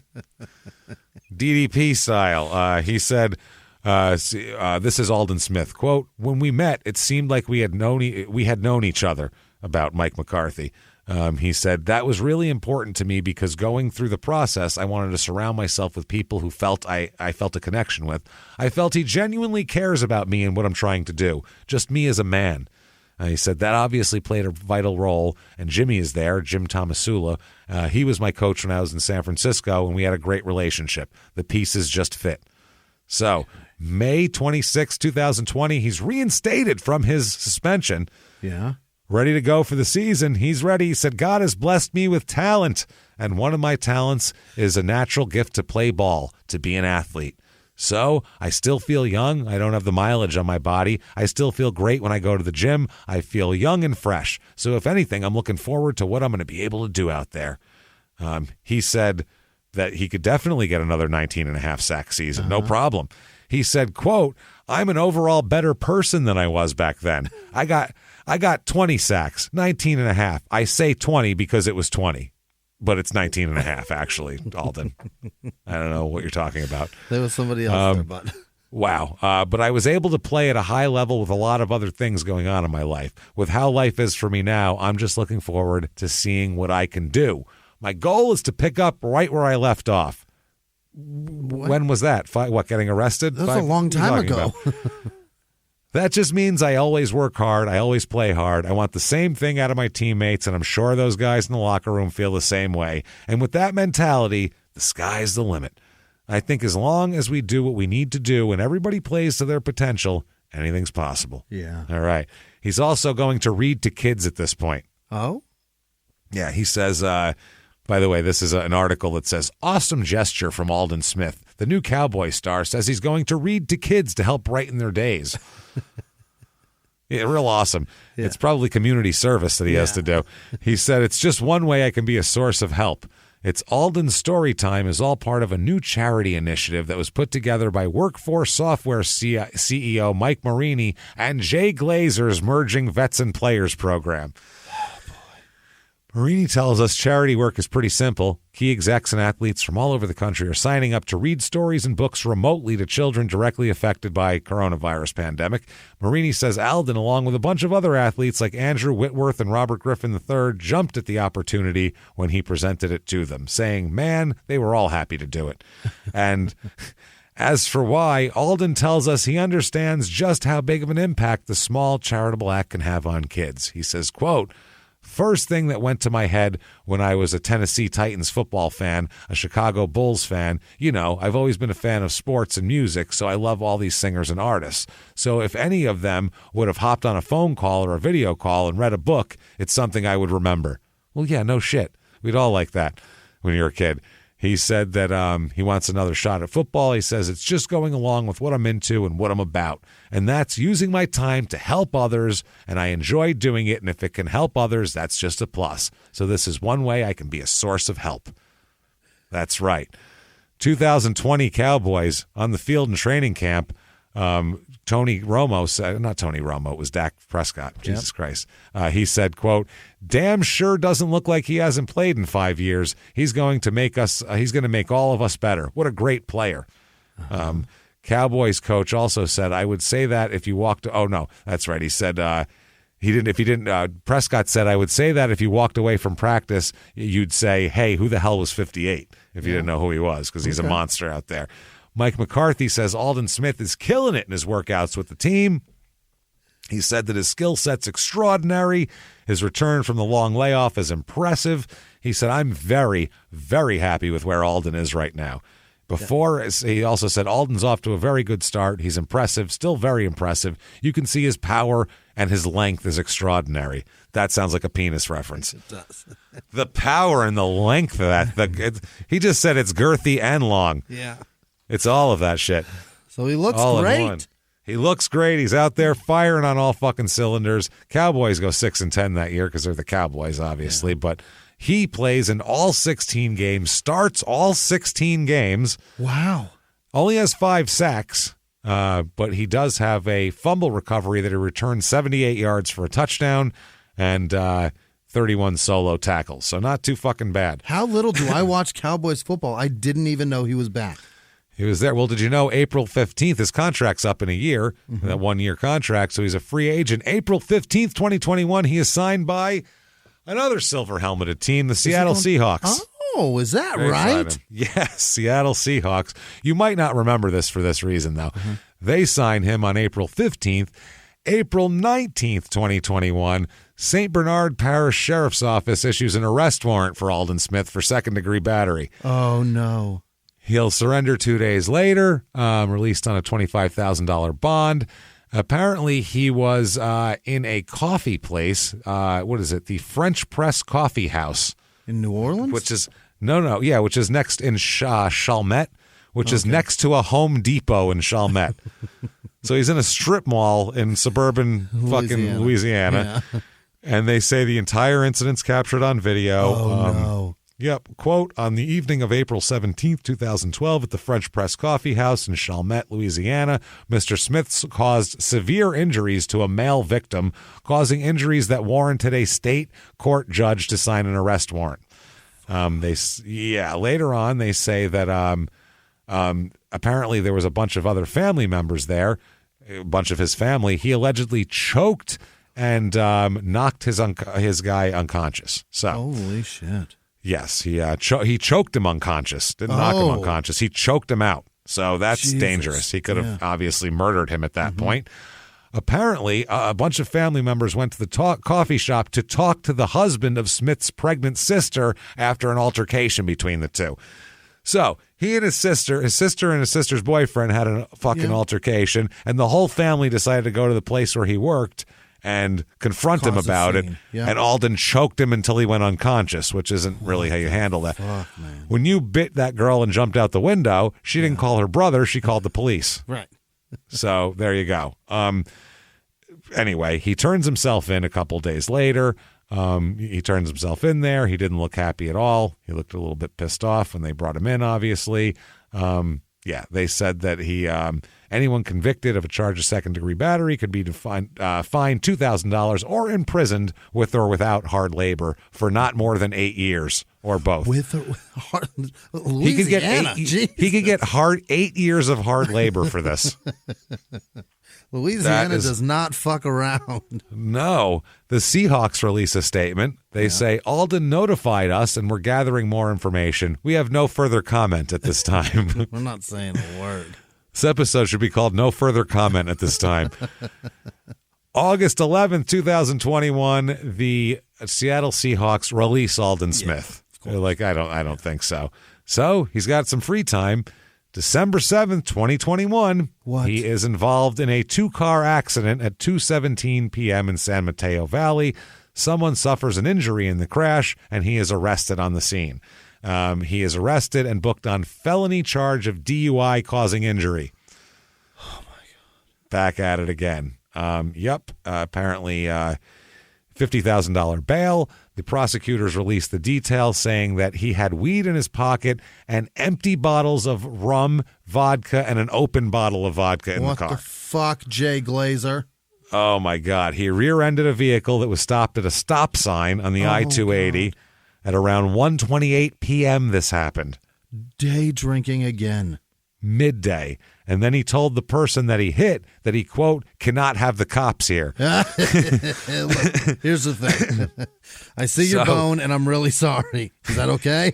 The guy was only minorly injured, so he said, how about this? Rather than anything else, I'll give you $1,000 for a ride away from here. That way I don't get arrested. And apparently when the cops arrived, he refused to submit to a field sobriety test and refused to take a breathalyzer test also, which is an automatic suspension of your license and all that kind of shit. The guy he hit is suffering from pain in his back, wrist, knee, leg, and foot because he was rear-ended. They get him in there. His blood alcohol level, Jesus Christ, 0.20. How do you, in the middle of the day, man? That's what they said. They think it's 0.20. He's charged with 2 felony DUI charges, and they believe that he was heavily intoxicated at the time of the incident, so he's charged with DUI with a blood alcohol content of greater than 0.15. Yeah. Jesus Christ, man. What a fucking mess. So the prosecutors say open container of booze in the car at the time of the crash, and he had weed in an open container, too. So I think he was smoking weed and drinking vodka as he drove. That's nuts. Which is bad, allegedly. And the other person involved in the accident, minor injuries. He faces up to 3 years in prison if he's convicted on the charges.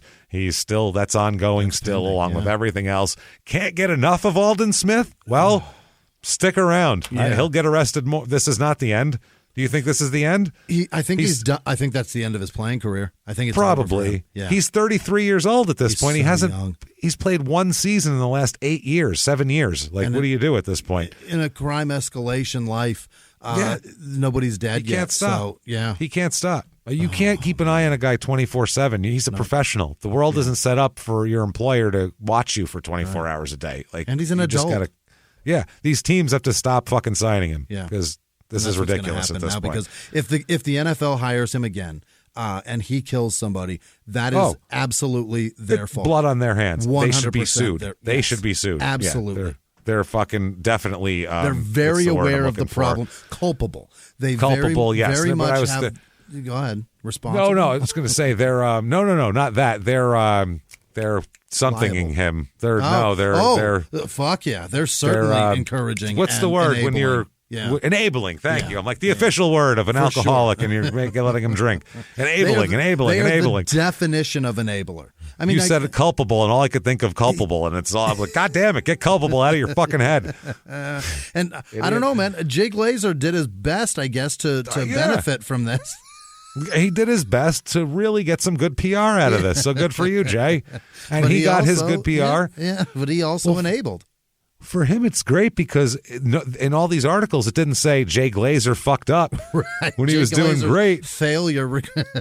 He got all the credit. But then when he doesn't do great, well, he's an alcoholic. What do you want? I can't fucking help it. Yeah.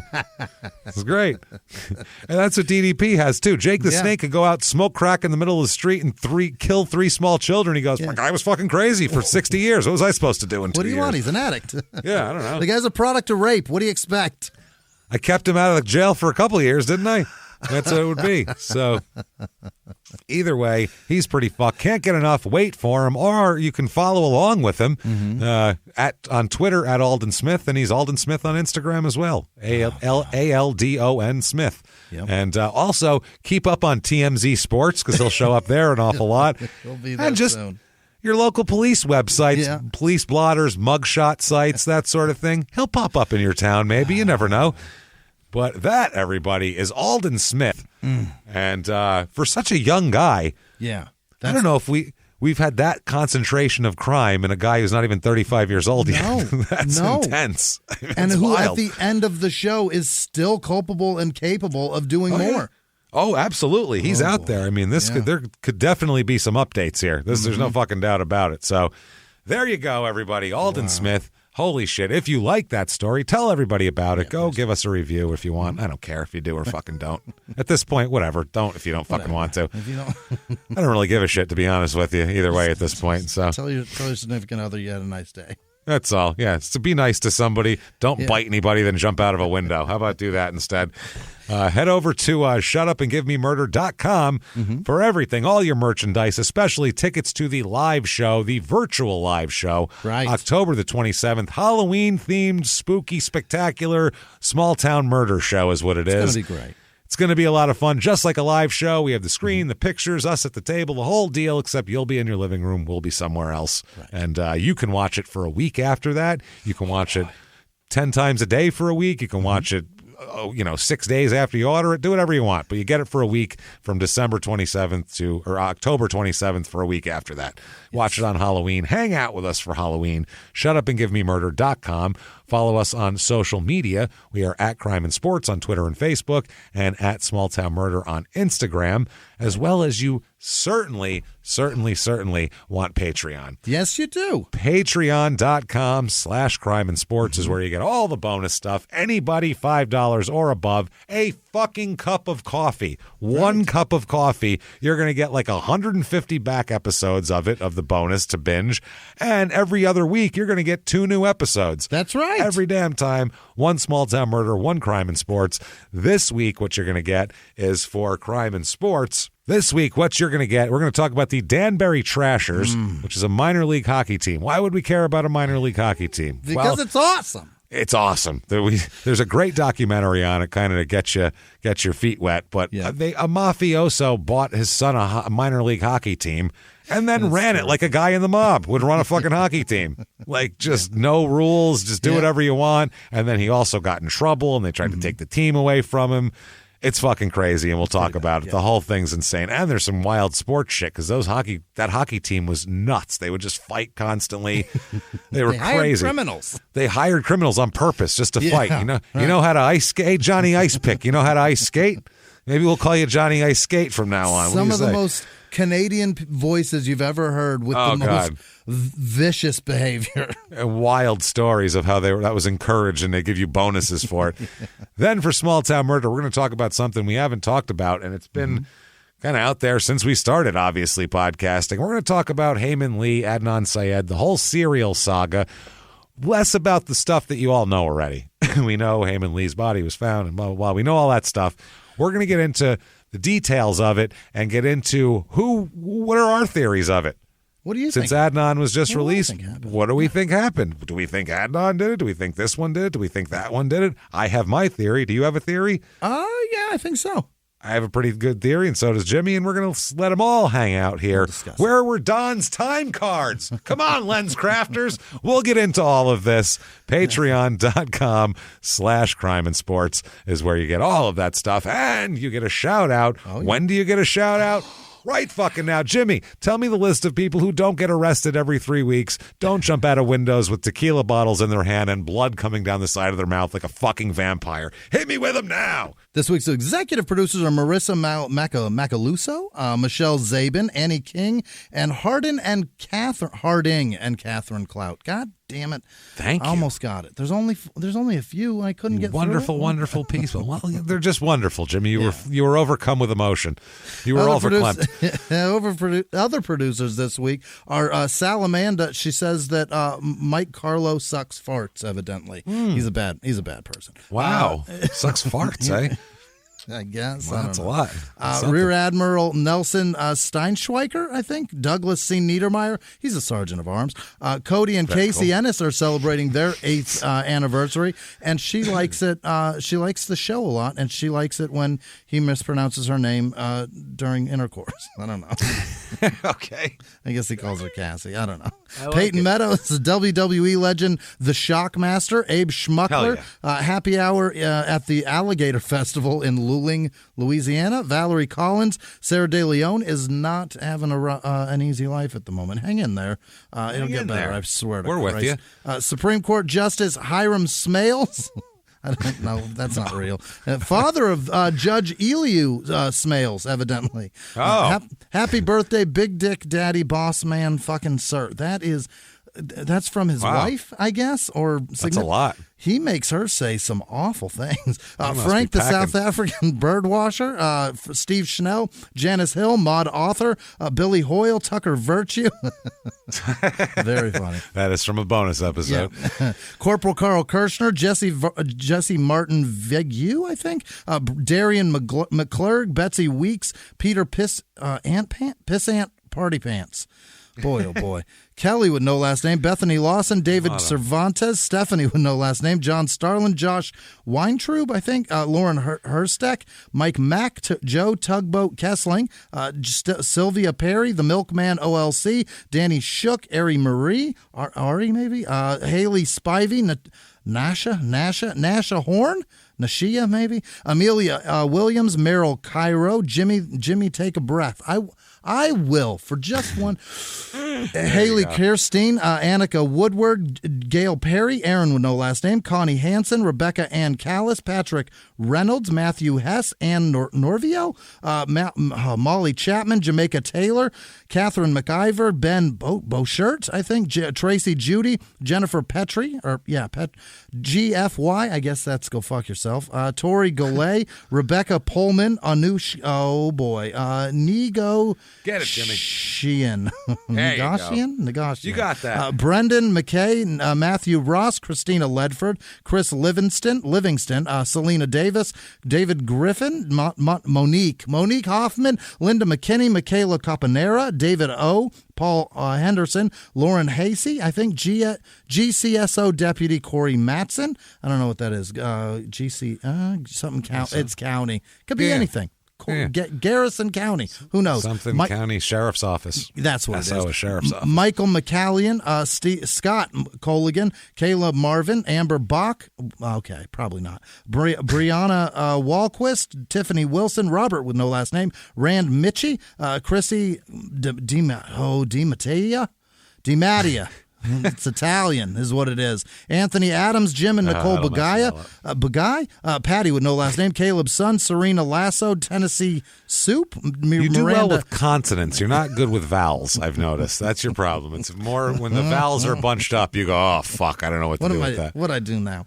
Miranda Allen, Christy Gant, Heather Hunt, Jalinda Walker, Michelle Guerra, Dylan Sponseller, I think, Mackenzie Anderson, Jeff Ramsey, Dwayne Highfield, Irene S., Heather Morgan, Tanya Sanders, Jad Duca, Tay Lewis, Ashley Keepers, Alexandra Bennett, Preston Jones, Daryl Hunt, Tate Peterson, Kelly with no last name, Andrew Beneteau, Amanda Evans, Lisa Bingham, Tara Charles, Heather with no last name, Devin Higgins, Don Stiles Upoli, Beth Krim, Jessica McConville, Sweeze with no last name, Josh Engel, Christian Uri, Kelly Cute, Karen Rao, I think, Emily Larson, Michael Wetterland, Paris Simmons, Alyssa Bartosevich, Peter McMorris, Chris with no last name, Carmen Ortiz, Alex McDonald, Chelsea Hill Smorgs with no last name, Jarrett Brown, Dylan Self, Caroline Bracey, Ash with no last name, Tyra Brown, Anthony Baker, Haley with no last name, Brad Truel, I think, Deirdre Hart, Mac with no last name, Patrick Milam, Melanie Jenkins, Antonio Donofrio, Joel Wheeler, Josh with no last name, Kayla Flack, Cassie Mendoza, Logan with no last name, Robin, what is this?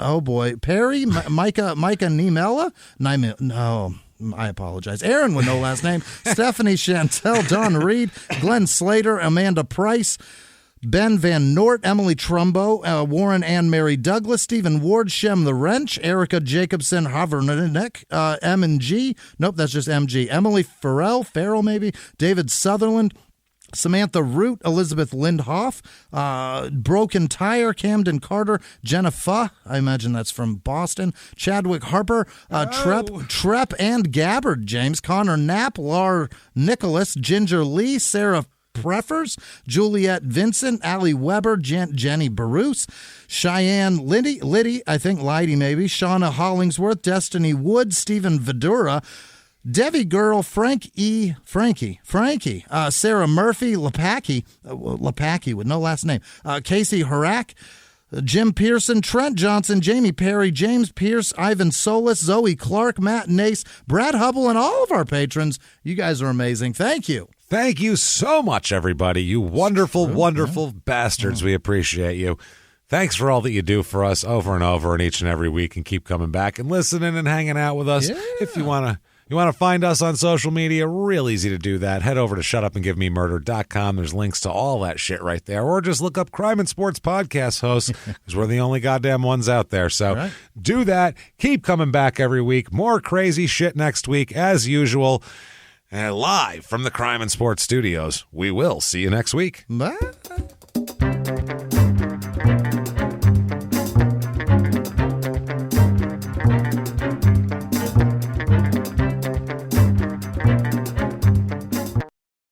If you like Crime and Sports, you can listen early and ad-free now by joining Wondery Plus in the Wondery app or on Apple Podcasts. Prime members can listen early and ad-free on Amazon Music. Before you go, tell us about yourself by filling out a short survey at Wondery.com/survey.